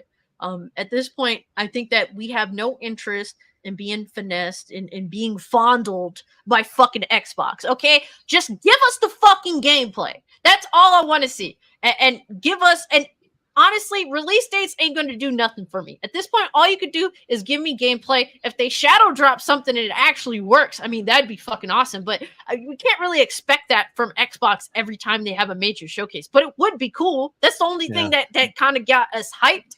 Because, like, you know, Hi-Fi Rush was a quality game. It launched flawlessly, and it was shadow dropped. And that really invigorated the Xbox community because, you know, before that, what did they have? They had nothing in 2022. So starting off the year with Hi-Fi Rush as a shadow drop was a welcoming surprise. So I'm hoping to see maybe another shadow drop. If not, I just want to see gameplay, and I need to see Starfield having improved in almost every single way because Starfield looked like a PS3 game. A PS3/360 game with really terrible AI. So I'm hoping to see a genuine improvement from Starfield. I'm hoping to see Avowed. Obviously, I would like to see Outer Worlds 2, but I don't think they would show both Outer Worlds 2 and Starfield in the same boat. The only thing I'm expecting is Forza, personally, to have, like, they'll probably say Forza's coming in July. That's like the most obvious thing I can see them saying. Forza for July, Avowed probably next year, if we're lucky, next year. Maybe they'll show Gears gameplay, at least showing it in Unreal. And hopefully they fucking learned their lesson never to show their games on PC ever again. They showed Redfall. Remember, Redfall was originally being shown on PC. It looked substantially better than what we got. And that bait and switch shit, like they basically pulling that Watch Dogs that don't sit well with nobody, you know? So I expect to see that. I don't know. I mean, I think it's fair to say Xbox has lost the benefit of the doubt, even amongst a lot of their own community. You better show these fucking games running on an Xbox Series X console, in the very least. Nobody wants to see the little tagline under the screen. Oh, running on a PC at Xbox Series X specs. No one wants to see that shit. Fucking shut the fuck up. We want to see these games running on these consoles. Okay, show me what is, like, I guess technically the second lowest common denominator, because the Xbox Series S is the lowest common denominator and the Series X is the second lowest. So show me that. That way I could be like, oh, if it runs on that shit, it'll run nicely on my PC as long as it's reasonably optimized. So show me that on the Series X console. I'm sorry, I don't really want to see any PC footage. You guys, if you're going to be about PC, then drop the consoles. Other than that, that's what's important. We're tired of nobody's going to give Xbox the benefit of the doubt now. They better show up fucking ready and doing the right thing, because they will be called out for it. We've seen all the tricks. We've seen garbage launch after garbage launch. And look, I want Xbox to live up to what they're capable of. They have some amazing fucking games in the works. I mean, they have a fucking Indiana Jones game in the works. Like, these are some interesting ass games. And the last thing I want to see is them just be completely butchered when they have potential. Yeah, it's I don't know, it's depressing. On that note, I'm gonna switch to a funny thing. Did you see the face-off between Wings of Redemption and Boogie? Oh, you know what? Hold on, let me bring that up real quick. Because Big Mike just sent me that. You want me to send it to you? No, I haven't. Actually, you fucking did the little face-off. That was funny. Well, you got your money on. You got your money on Boogie. I think Wayne's gonna knock him out. I don't know. Wings is taller, Boogie. So he has Wings of Redemption has a natural advantage. He does. He has like a legit straight hook. That Boogie Wings, just look at how much like a Wings is a bit taller than him, and he bigger too. Yeah, this is the most goofy. But this is fucking hilarious.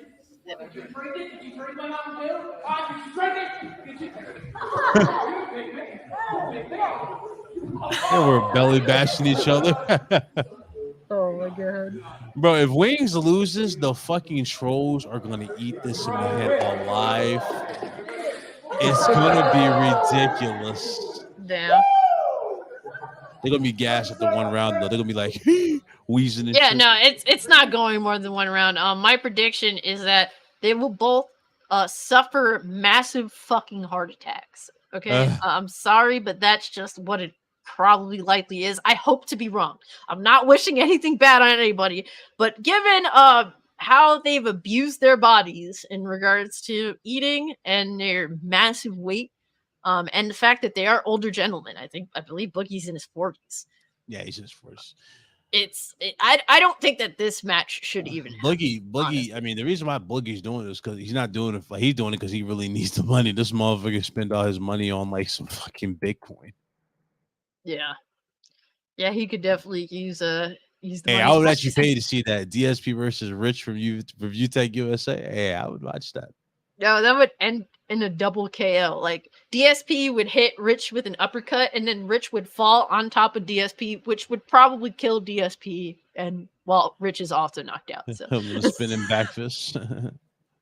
Oh my god! But let's move on because there's a rumored PlayStation showcase that's happening. Like from what we're hearing towards the end of this month, and there's a lot of shit circling around this. Not even confirmed showcase.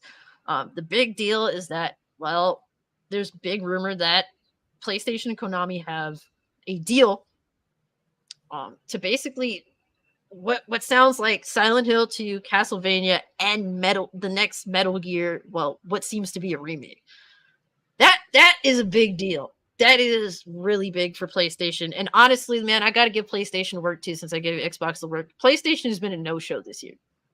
And it's disappointing. Yep. Other than Square Enix that's showing up, that's dropping Final Fantasy 16, and honestly, I don't really give PlayStation.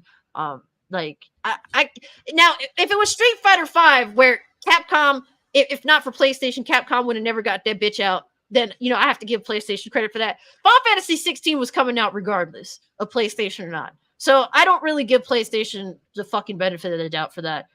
They've been a no-show this year, and that seems to be the case at least until likely what seems to be the end of the year with Spider-Man. I'm hoping that they will maybe do a stealth drop of their own or announce another game that's coming out soon because it's been kind of bare for PlayStation. And we gave Xbox the work with 2022 being a no-show for them. I got to give PlayStation the work for them being a no-show in 2023, but in regards to this rumor, it's crazy. Yeah, no, they've had no pressure to show anything. That's an excuse, man. No excuse. That is an excuse, man. They have an obligation to their gamers, just like we say.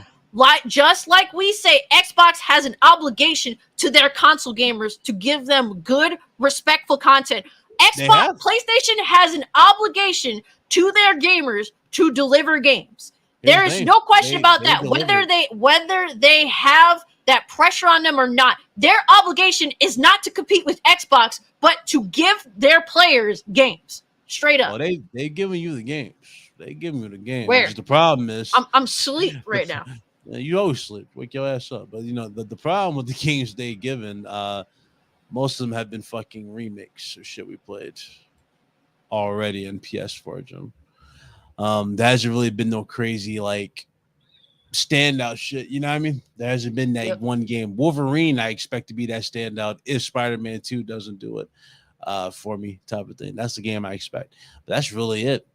And in terms of like how like one-sided it has been in terms of them having to show their hands, like Sony's on some like Godfather energy right now. They really are just sitting comfortably at a fucking table. Not buying it. They're not doing jack shit. It's crazy. And it's like if this was the Don Matrick run Xbox, I would expect 5. Like, we would have had at least 3 fucking showcases. Why does it take Xbox doing the right thing? Why? Hold up, let me finish. Let me finish my question. Why does it take Xbox doing the right thing for PlayStation to do the right thing? That's a cop-out. I'm sorry, I'm just not buying it.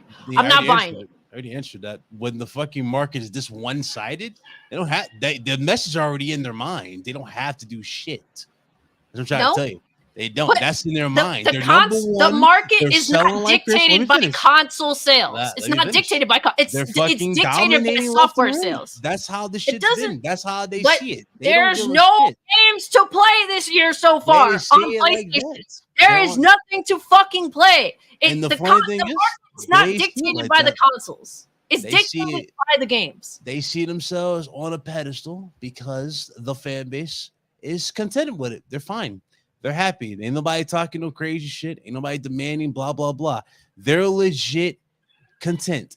Sony's raising the price of PS Plus. Motherfuckers buying it in droves. Sony re-releasing the game that came out in 2014. The dudes are fucking buying it in droves. Like, that's just the way they're doing right now. It's that fucking just... And it sucks. Simple. It's garbage. It's that simple. Like, the PlayStation fan base, don't get me wrong. I love my PlayStation, but a lot of these PlayStation stan motherfuckers are sounding a lot like Nintendo fans. Where like shit can't do no wrong type of shit. It's like, no, shit could be a hell of a lot better. And you could have remakes of shit that you actually fucking want, as opposed to you playing something like fucking Horizon that's more likely going to get a remake. Who asked for a remake of Horizon?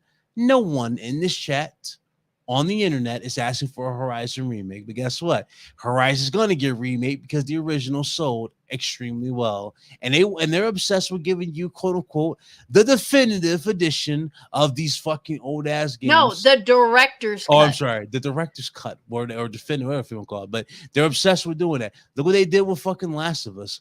Is that really the definitive way to play the fucking game? There's nothing new to the fucking game. It's the same shit.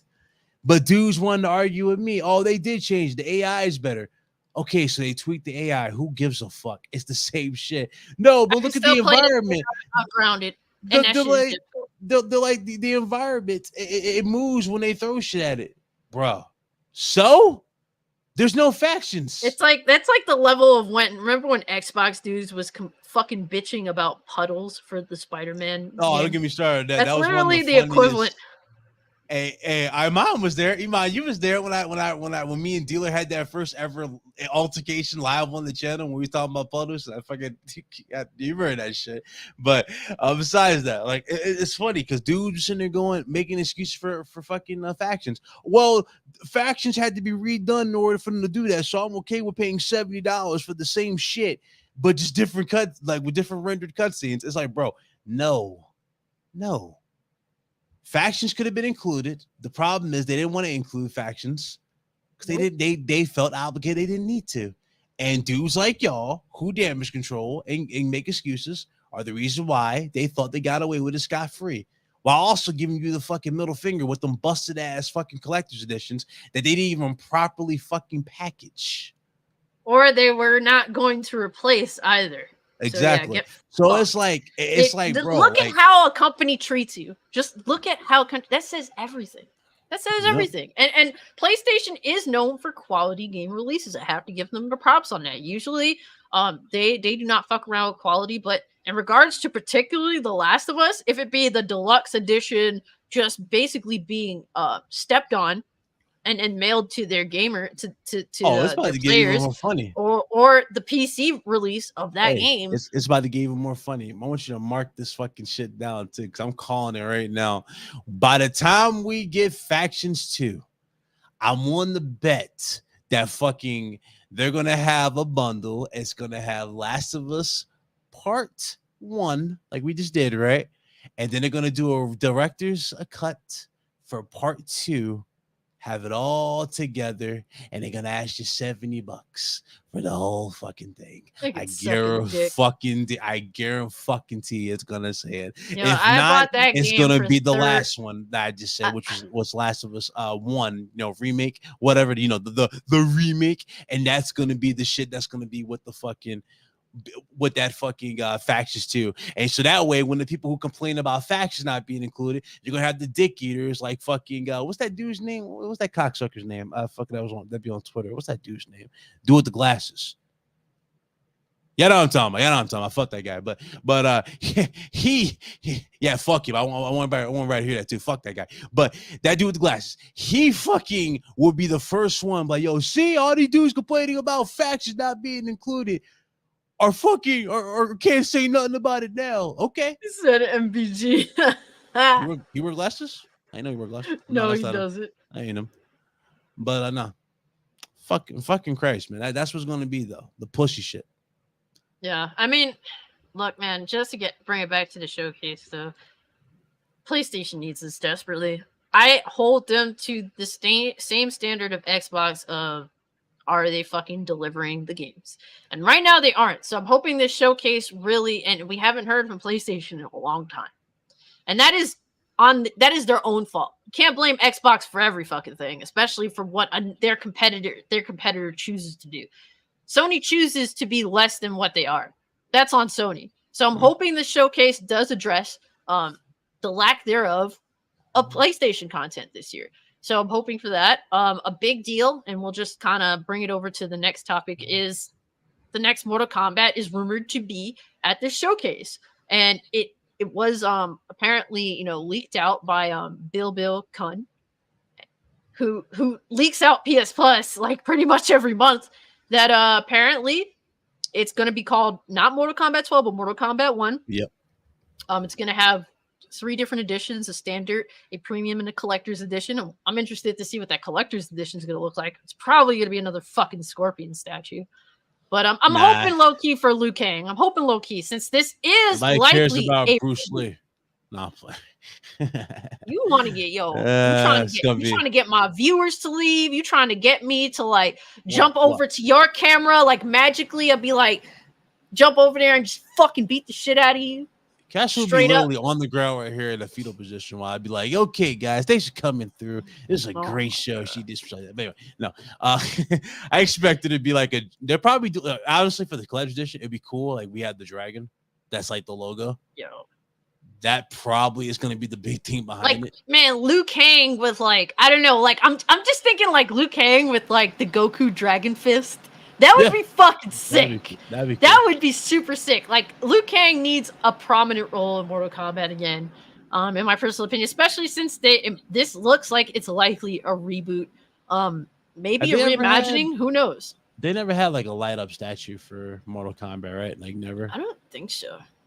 There aren't too many light up statues. The only one I can think of is like that OG Doom 2016 statue with the enemy or whatever. Like, that'd be fire. Like it was a dragon, the lights like lit up for the eyes or some shit like that, and the fucking Jay, Melina statue. Fuck yes, boy. Fuck yes. Like, I would just love to see Melina and Katana like just going at each other or some shit. With like, that would be sick. Like, give it to the chicks, man. Like, Mortal Kombat's female characters are deserving of don't that, dumb them down. They're actually good fucking characters. Don't dumb them down. We need Katana and Melina to look like Katana and Melina again. I'm just saying, like, the whole change of look, I don't like. We need to readdress Sindel, or just remove her from canon, because her character change makes her a garbage cookie cutter villain. So if you're going to continue with that, just do not continue with Sindel at all. She's one of my favorite characters in all of Mortal Kombat. Honestly, a reboot could be interesting. I'm glad that this is Mortal Kombat 1 and not Mortal Kombat 12, because Mortal Kombat 11's story is fucking garbage. I think the biggest issue with Mortal Kombat for the past few years is with X making your characters old fucks. I'm sorry, I don't want to play it as fucking 50-year-old Sonya and 50-year-old Johnny Cage. It doesn't work for me. Same thing with all the other characters. That's why they're rebooting it. They're trying to retell them in their younger age, like, very similar to the movie.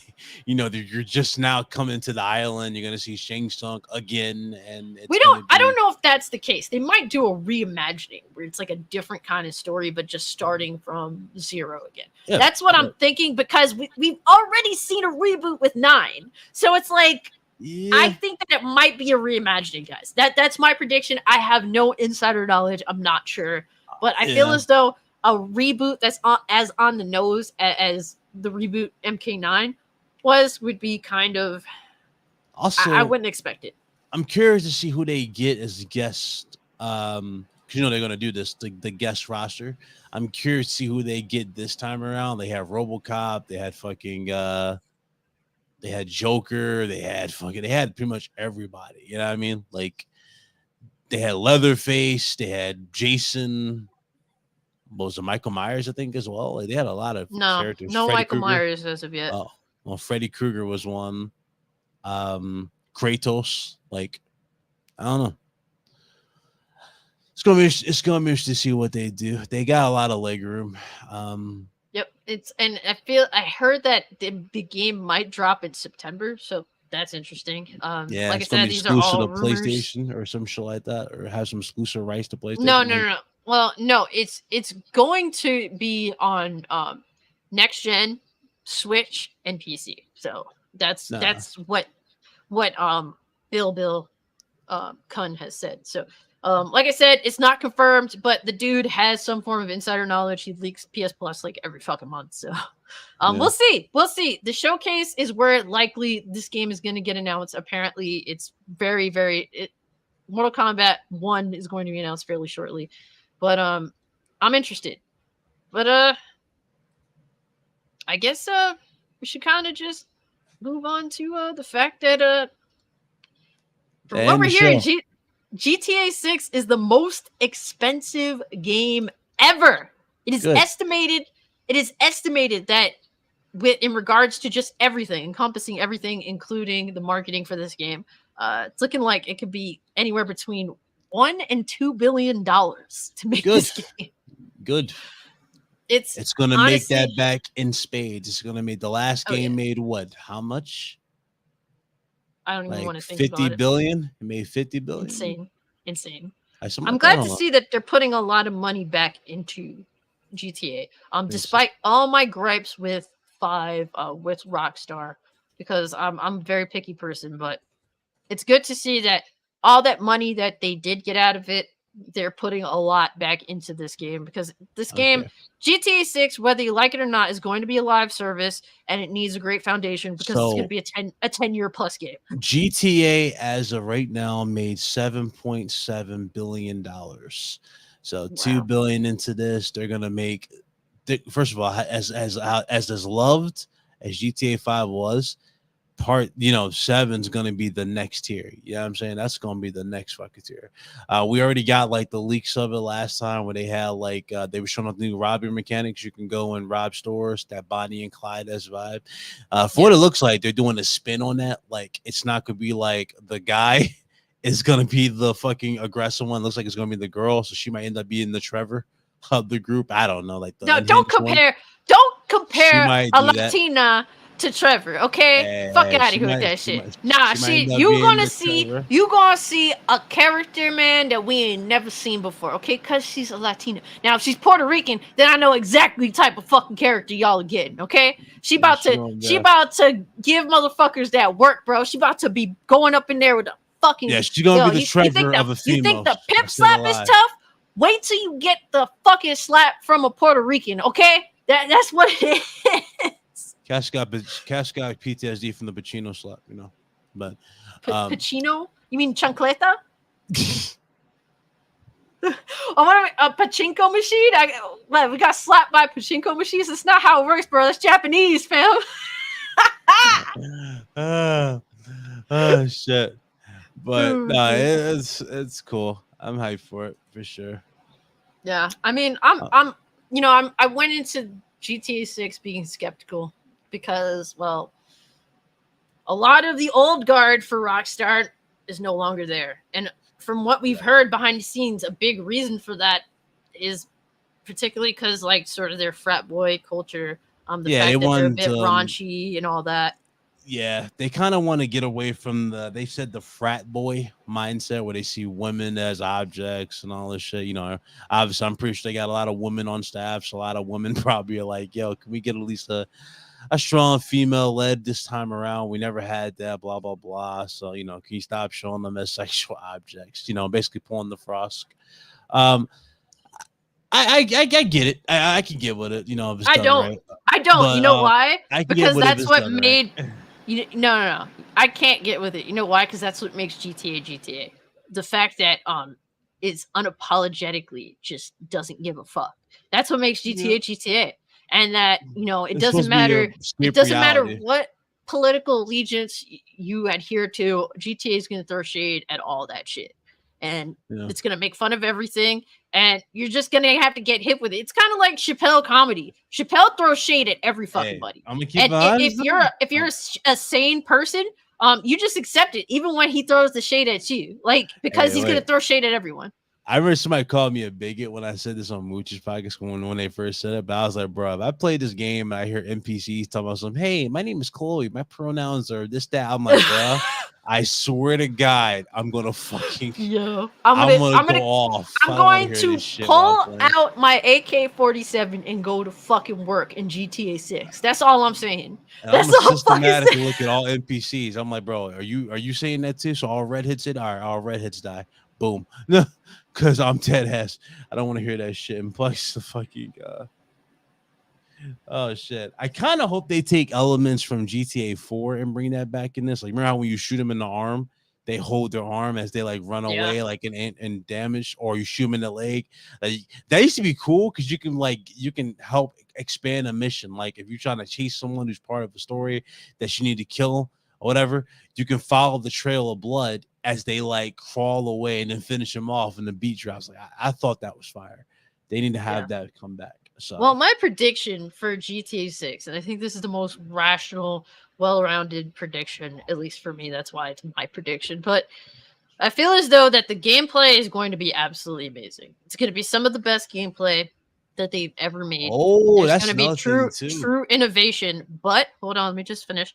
But in regards to the story, in regards to the characters, they're going to be far more toned down than they have been previously. And that's something that we're just going to have to accept. And a lot of that too would push people towards the online, if that's the case, which benefits them in the long run because they want that fucking money. So anything that influences people to say fuck it, just go to the online, is a win for them. So yeah, no, Live brought up a good point. What if she's trans? The female character. I don't know, bro. I don't know, man. I don't think like the twist, like the twist. I mean, she had the junk.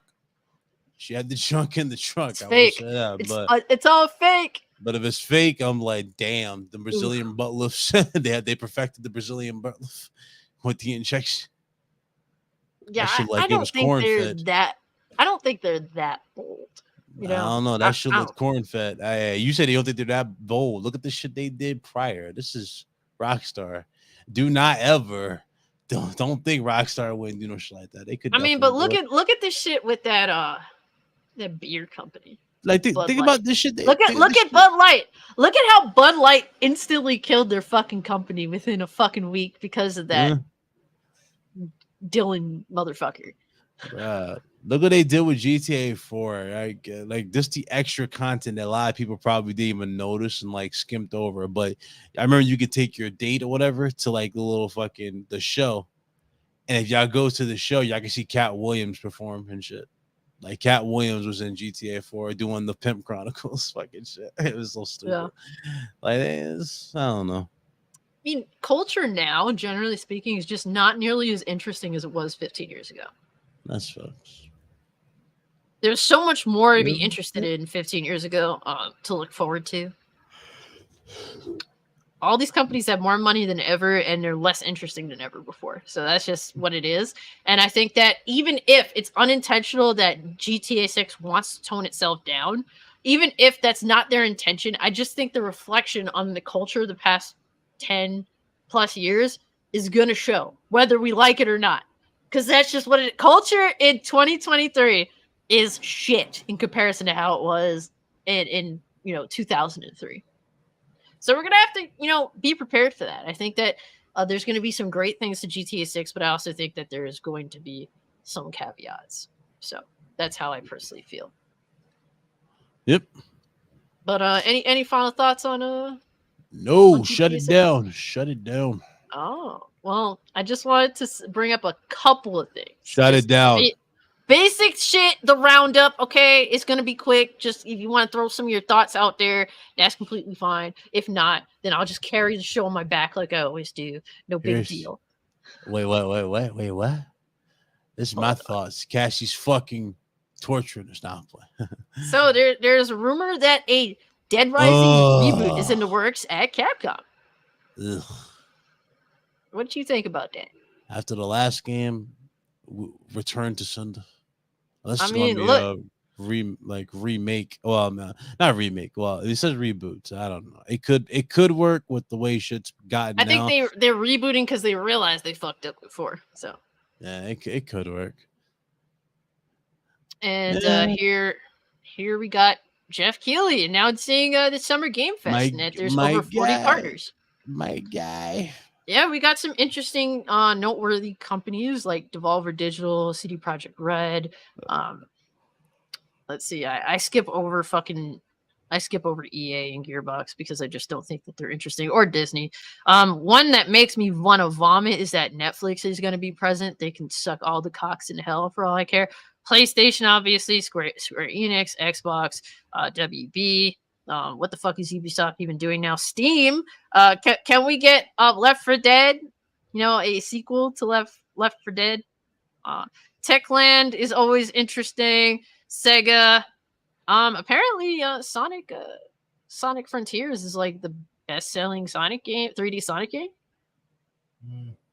So interesting to see, but there's definitely going to be a lot of interesting companies present at Summer Game Fest. If you guys were, sad that E3 has ended, I mean, there's at least something there for you.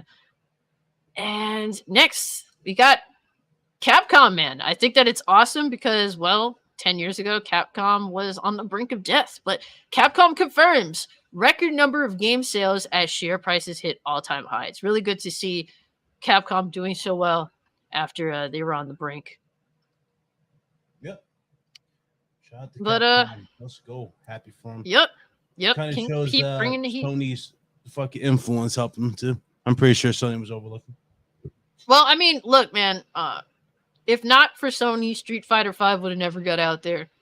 So I think that really helped Capcom at probably their worst. So it's really cool that they did manage to pull that one off. But yeah, guys, it was a great show.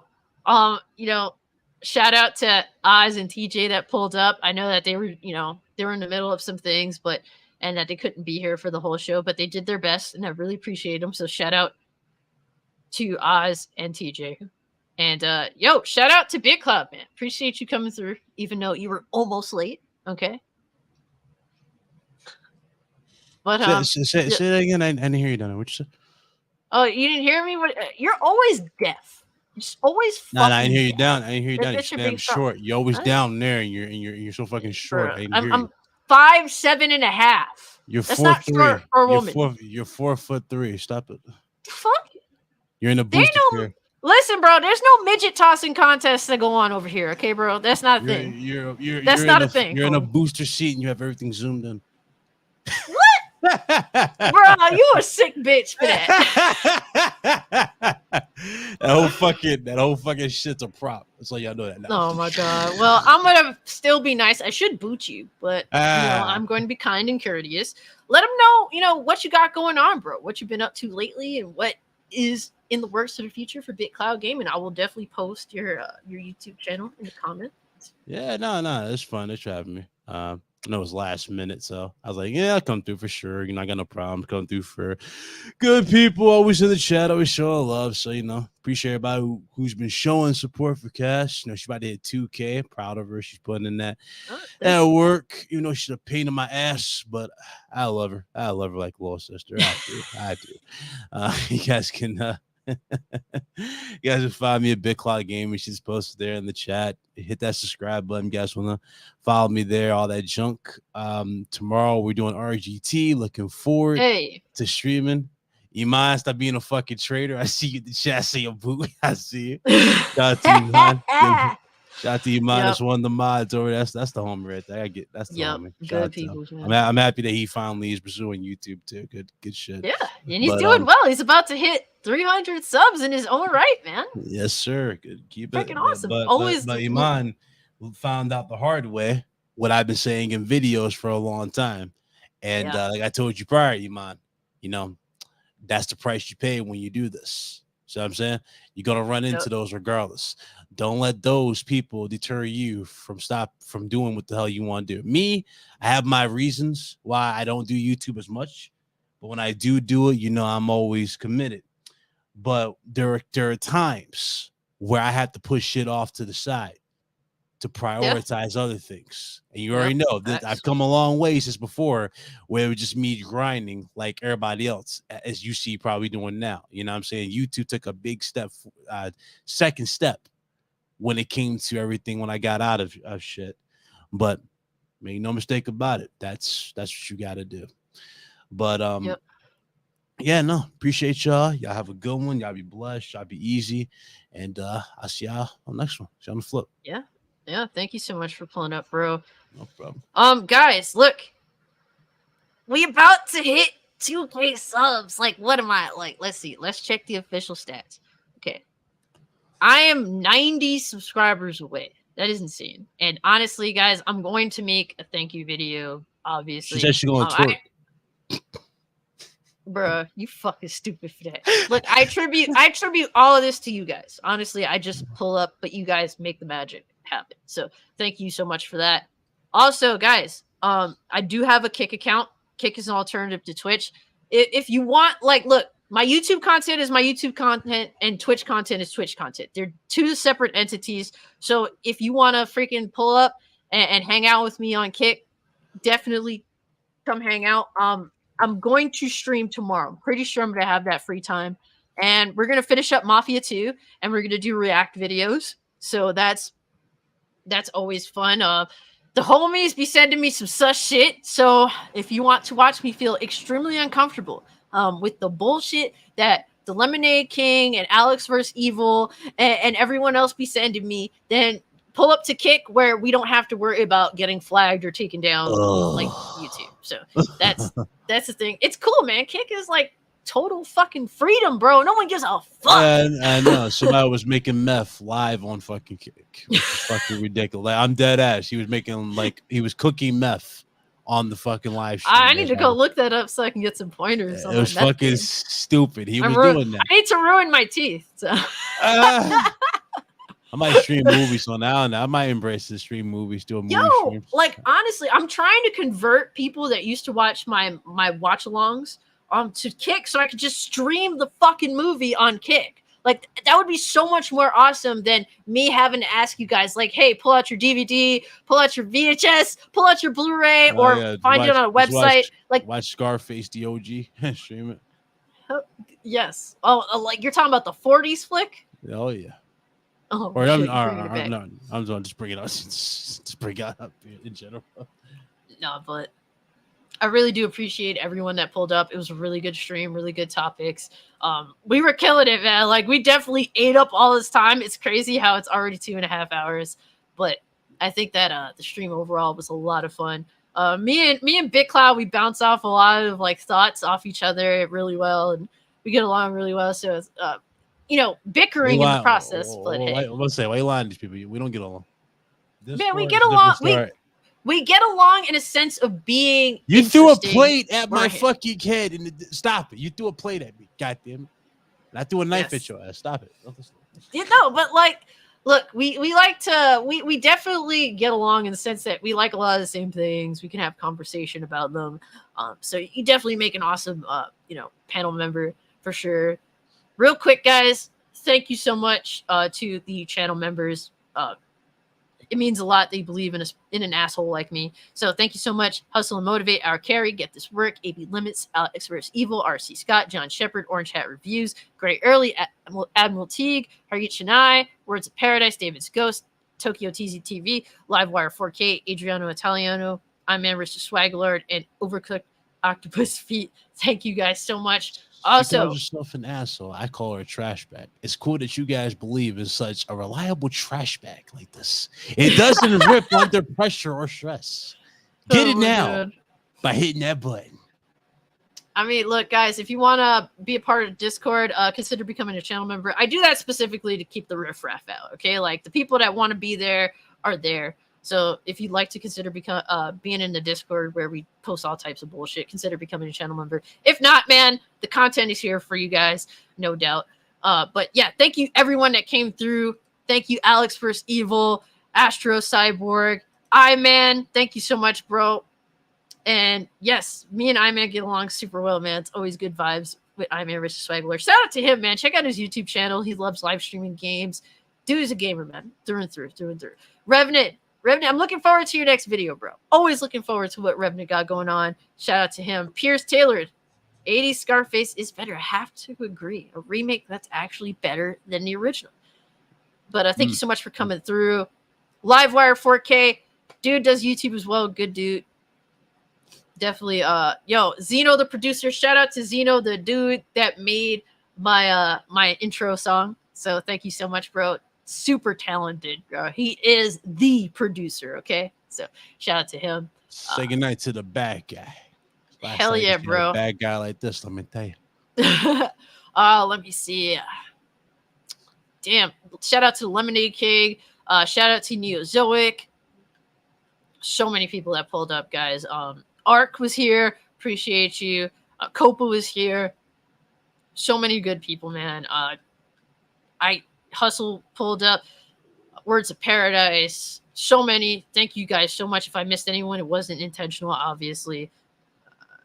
Jay, thank you so much. Damon's Ghost. Rocky. I'm trying so hard to get you guys because I really do appreciate Crown, Drew, John, Lobo, Genpachi, Salty Butterbags, Hypnotic as well. Guys, so much love. G, so much love, and I really appreciate it. Seriously, I'm truly humbled that you guys actually hang out with me, man. That means a lot. I was neglected as a child. Okay, I was the loser in school, so he was locked in a trunk in the attic. Pretty much, guys. But like I said, man, I do not take it for granted. Thank you guys so much, and have a good night. Have weekends coming up, so definitely have some fun. Be safe, and we'll see you guys in 2 weeks. Take care, everyone. Have a good one.